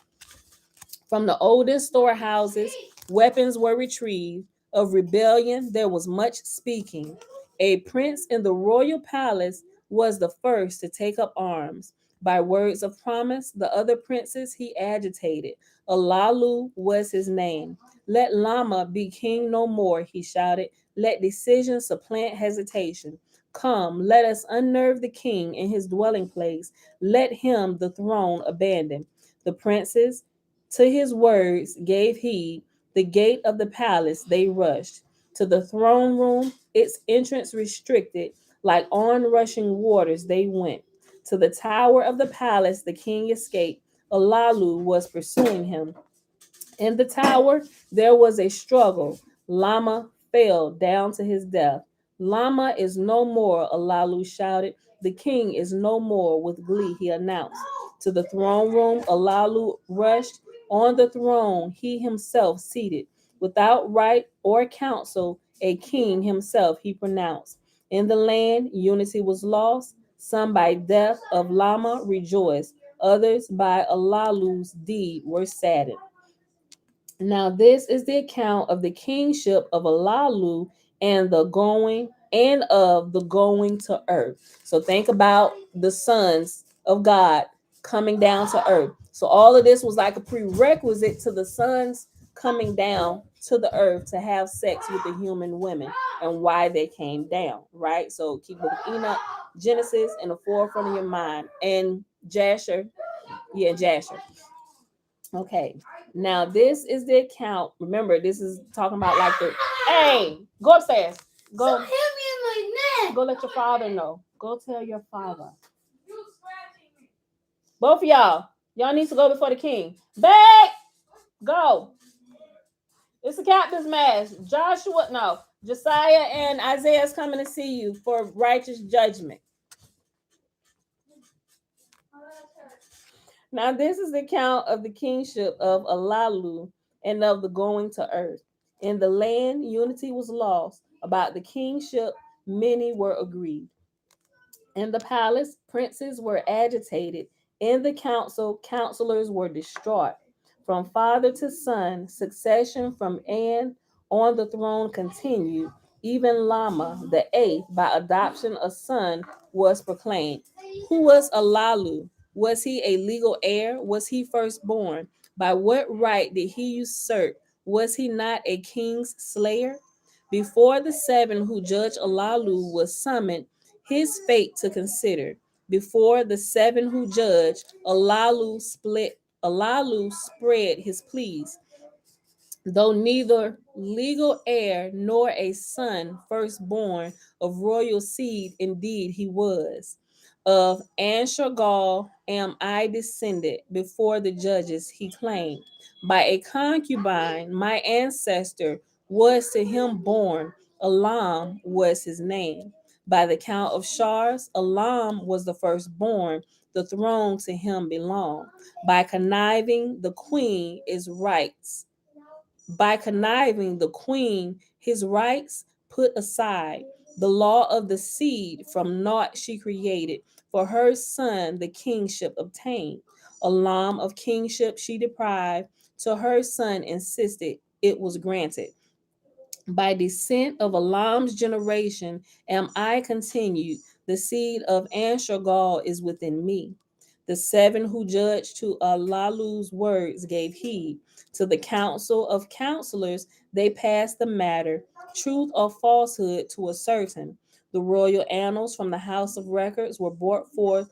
With much care they were read. And Antu, the first royal couple, were 3 sons and no daughters born to the hold on.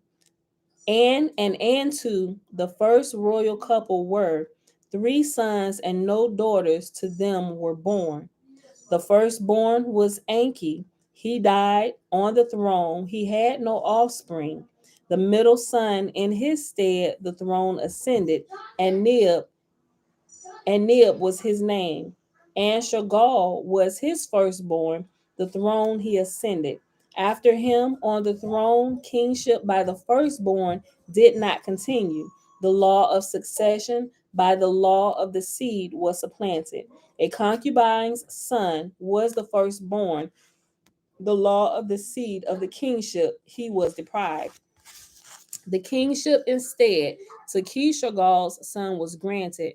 Her being a half sister of the king was the reason. Of the concubine's son, the firstborn, the annals made no record. Of him I am descended. Alalu to the counselors cried out. By the law of succession, to him kingship belonged. By the law of succession to kingship I am now entitled. Ask me who I am, princess, or that's not my name, princess. Ask me what my name is. What's your name, or who are you? I was about to do the whole uh Black Panther scene when Killmonger was brought up into the conference room where they were having a meeting. Oh, y'all living good up here. Why it's millions of people who look like us spread to the 4 corners of the earth. Pretty much need your help, but I just kind of summed it up. That's not the exact words, but Killmonger, right? Okay. Of the concubine's son, the firstborn, the annals made no record. Of him I am descended. Alalu to the counselors cried out. By the law of succession, to him kingship belong. By the law of succession to the kingship, I am now entitled. Oh, I don't need the whole country. I just need you, right? We got to go through this process, pulling the whole country together to watch this fight go on between Black Panther and Killmonger. Oh, I don't need the whole country. I just need you. Without hesitation, the counselors of Alalu an oath of truth demanded. Alalu swore the oath of life or death. As king, the council him considered. They summoned the elders. They summoned the princes. Before them, the decision was pronounced. From among the princes, a young prince stepped forward about the kingship words he wished to say. Succession must be reconsidered to the assembly, he said. Though neither firstborn nor by the queen a son of pure seed am I descended, the essence of An is in me preserved, by no concubine diluted. The counselors heard the words with amazement. The young prince stepped closer, they summoned. They asked for his name. It is Anu, after my father An, and I am, hold on, I'm trying to get into character reading this. They asked for his name. It is Anu, after my forefather An, am I named. They inquired about his generations. Of An's 3 sons, he reminded them. Enki was the firstborn, without son or daughter he died. And Nib was the middle son, instead of Enki, the throne he ascended. And Nib, the daughter of his younger brother, took to be wife. From them onward, the succession is in the annals recorded. Who is that younger brother? A son of An, and Antu, one of the purest seed. The counselors with wonderment look at each other. In Nuru was his name. Anu to them announced, he was my great ancestor. His spouse, Ninuru, was a half sister. Her son was firstborn. Inama was his name. His wife was a half sister. By laws of seed and succession, a son she bore him. I found my daddy with panther claws in his chest. Y'all gotta go watch it. Black Panther. His wife was a half sister. By laws of seed and succession, a son she bore him. Of pure descent, the generations continue. By law and by seed, perfect. Anu, after our forefather An, did my parents name me. From the throneship we were removed. From An's pure seed we were not removed. Let Anu be king, many counselors shouted. Let Alalu be removed. Others cautioned, did counsel. Let strife be prevented. Let unity prevail. They called in Alalu, the discovered findings to be told. To the prince Anu, Alalu his arm embraced offered. To Anu, he thus said, though by different offsprings of one ancestor we are both descended, let us live in peace together, Nibiru, to abundance return. Let me keep the throne, let you keep the succession. To the council's word he directed, let Anu crowned prince be, let him be my successor. Let his son my daughter espouse, let succession be united. Anu bowed before the council. To the assembly he thus declared, Alalu's cupbearer I shall be, his successor in waiting, a son of mine, a daughter of his, as bride shall choose. This was the council's decision. In royal annals it was inscribed. In this manner, Alalu on the throne remained seated. He summoned the sages, savants, and commanders he consulted. For deciding, he gained much knowledge. Let celestial boats be constructed.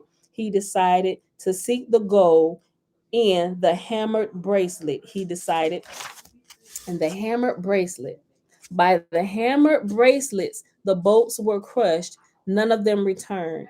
Let the weapons of terror, the bowels of Nibiru, be cut open. Let volcanoes erupt again, he then commanded. With weapons of terror, sky-borne chariots were armed. With terror, missiles from the skies were volcanoes struck. The mountains swayed, the valleys shuddered as great brilliances with thunder exploded.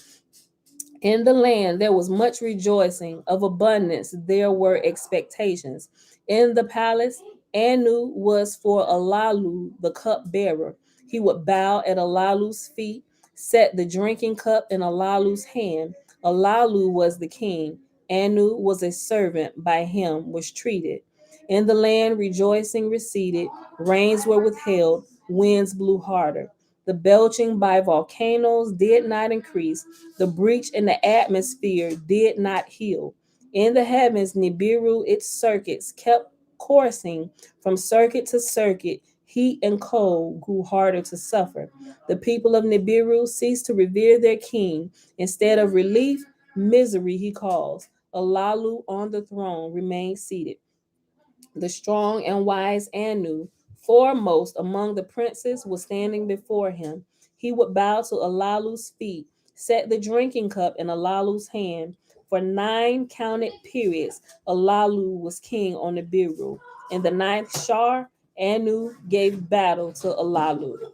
To hand combat with bodies naked, Alalu he challenged. Let the winner be king, Anu said. They grappled with each other in the public square.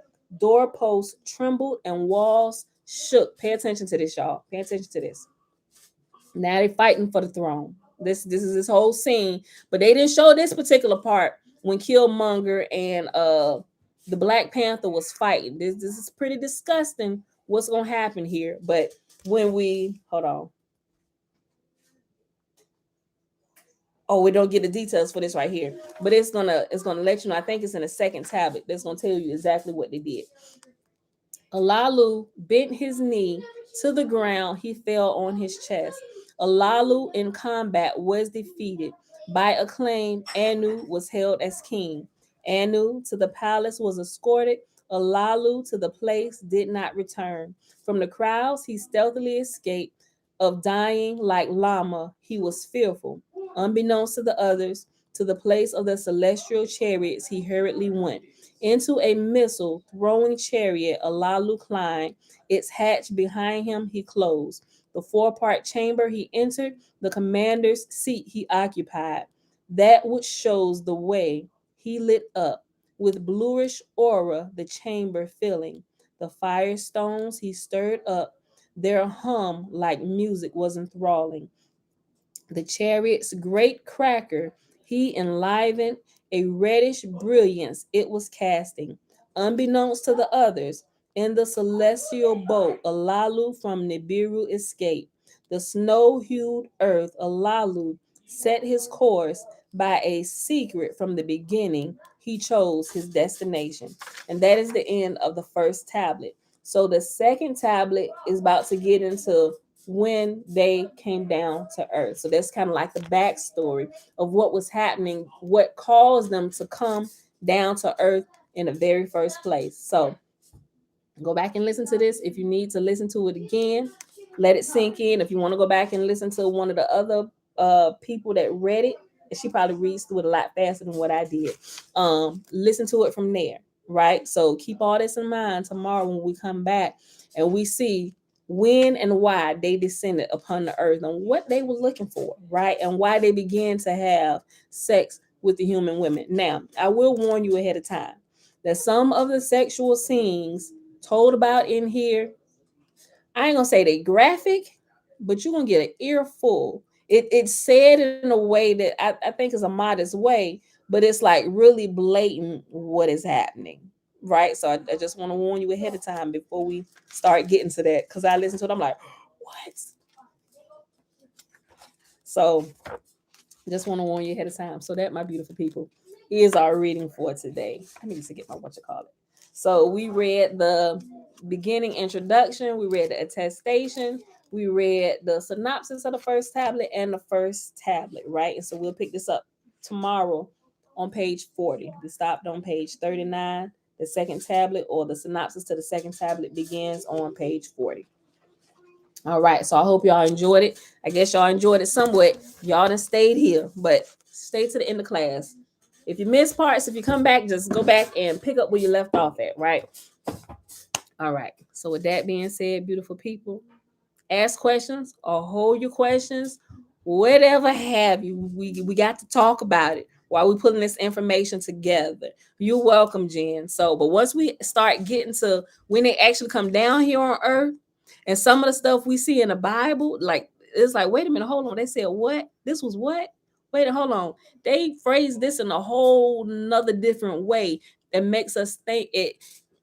When they comprise the Bible, they playing, I'm telling you, they playing Jedi mind tricks on you. They giving you half stories. Remember how well, if you've been here long enough, you hear me always say that Genesis, like this whole Bible is, well, at least the Old Testament, really. It's like the cliff notes of a bigger story. They're literally taking a couple sentences from the different tablets and putting it together like it's a bigger, like this is it, when it's not. It's so much in between that we have missed. And if we get some of these missing pieces, when we go through and we read through the Torah now, we can read it in its proper perspective. If we're gonna keep what we have, at least we'll know the backstory and what's really going on. And so when they get into the parts about these other gods from the other nations and stuff, you will know what's really going on. Okay. All right. So I hope y'all enjoyed that for today. Y'all, it is Saturday, January the 29th, 2022. Did I put the day? Yeah, I'm sorry.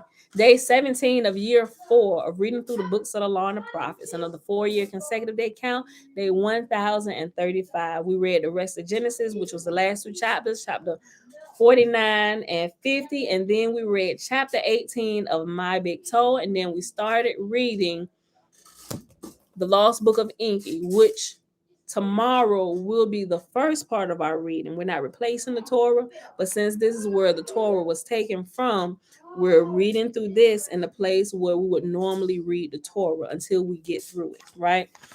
So it's not replacing, we just filling in with this for the first half. And then once we get through the portion that we're going to read for that day, then we'll continue to do My Big Toe towards the end of it, right? And this is expanding our big toe on all areas, right? Spiritually, physically, what we can see here, how we can kind of see why things is looking a certain type of way.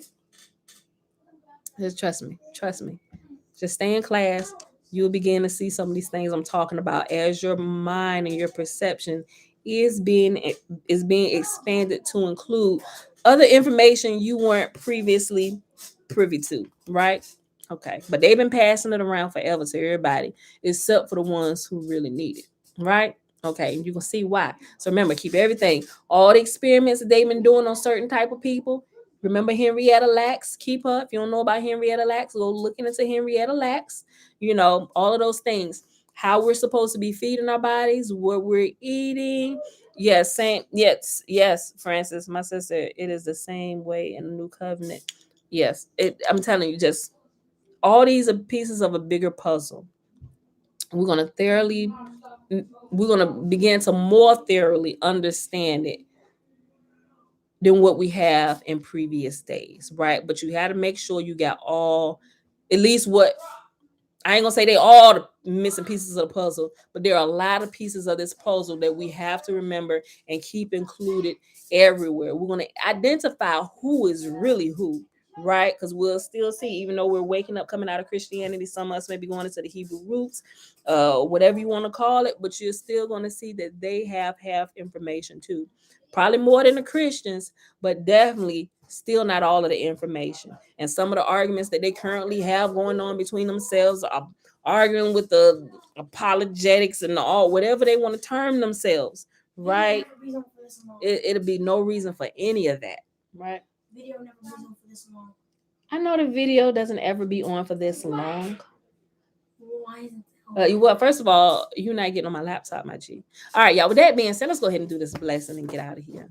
They trying to get on my stuff. Y'all is not getting on my new laptop. The old laptop.